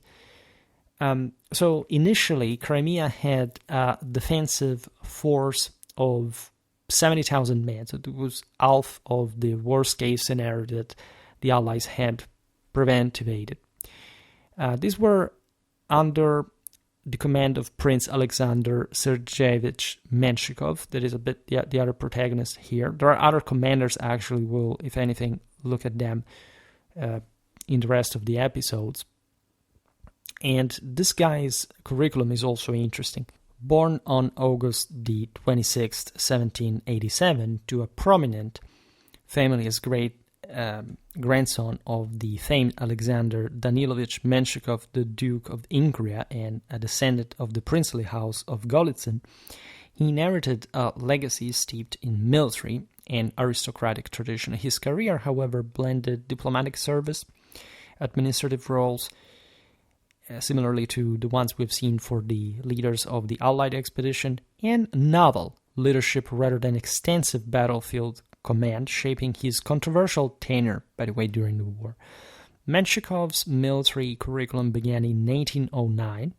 So you see, this was all the Napoleonic Wars generation, when at the age 22, he entered Russian service as an attaché to the embassy in Vienna.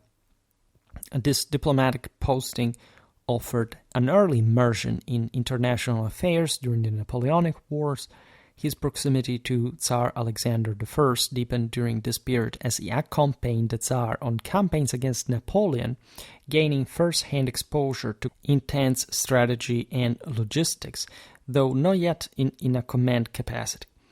By 1816, he had risen to Major General, and the year later he was appointed acting Quartermaster General of the General Staff, a role emphasizing organizational and supply management over direct combat leadership. This would come somehow handy during the Crimean War, even though he wouldn't even sort of excel in that. This position honed his administrative skills critical for large-scale military operations anyway, yet kept him removed from frontline experience. In 1823, Menshikov shifted to the Ministry of Foreign Affairs, reflecting his growing influence in statecraft.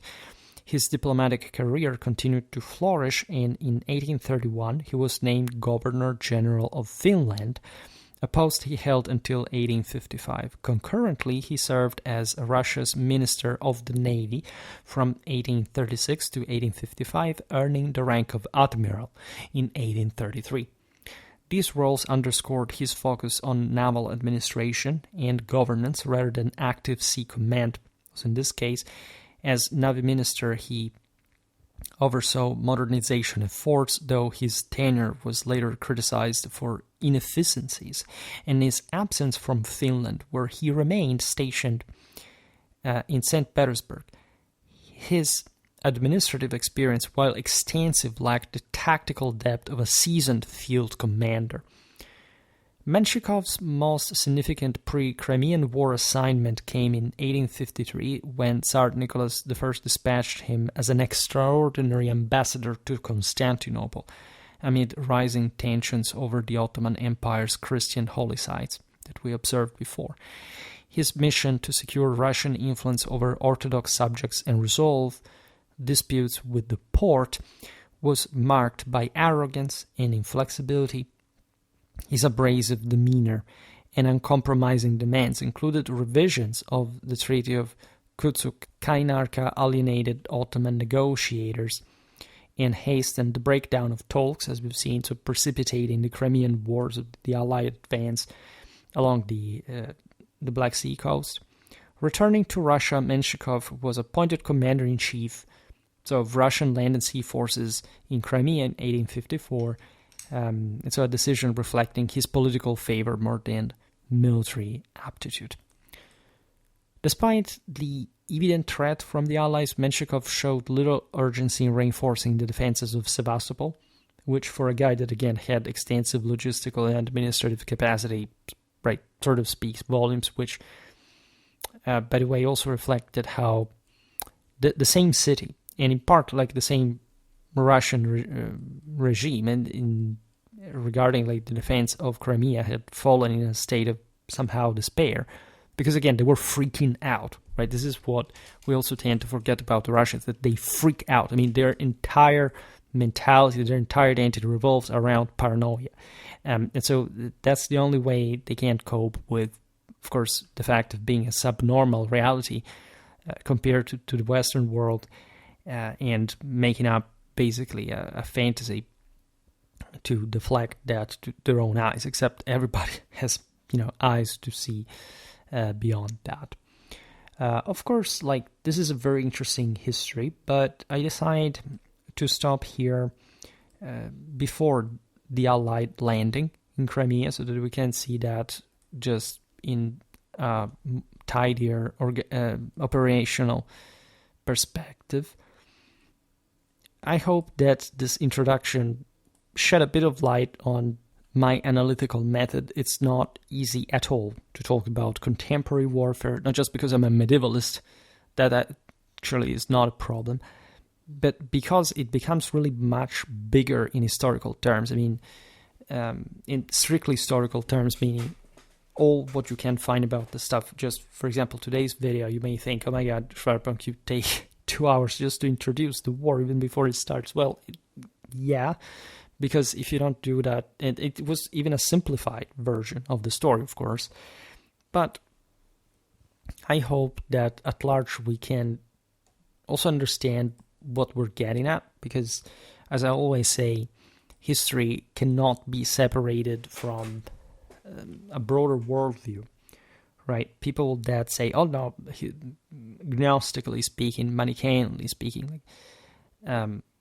like politics and history must be completely separated. Those are the people who are more subjectively, politically biased in historical analysis that I ever know, right? That's yet another way of actually pretending that politics is separated from reality, or at least you can separate it from reality, so that history, in the way it's told, has no broader motivation, has no angles, no specific purpose, no further sort of depth and value, by the way.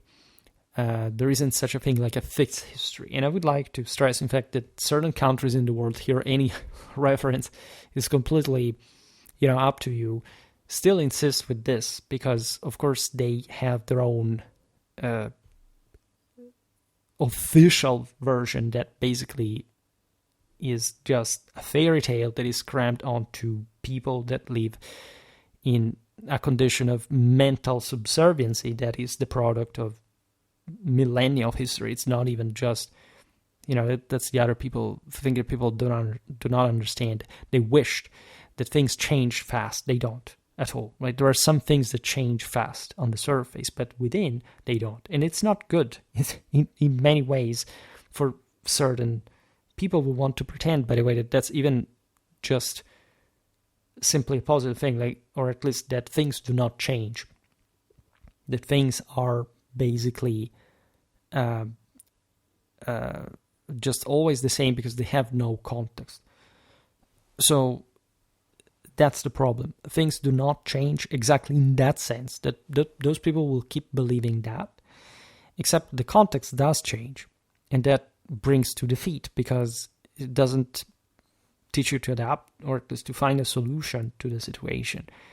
And it's always the same problem, right? There's nothing easier than understanding a person's political position than listening to how they tell history, or at least what they think history is.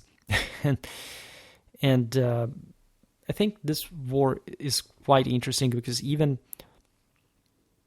among those that tend to behave like this, there are certain things that are so self-evident in the picture that you simply can't act as if they weren't there. And they are enough to dispel cliches and practically anything that comes with that. Very interesting war, pretty big one, pretty underrated in this sense.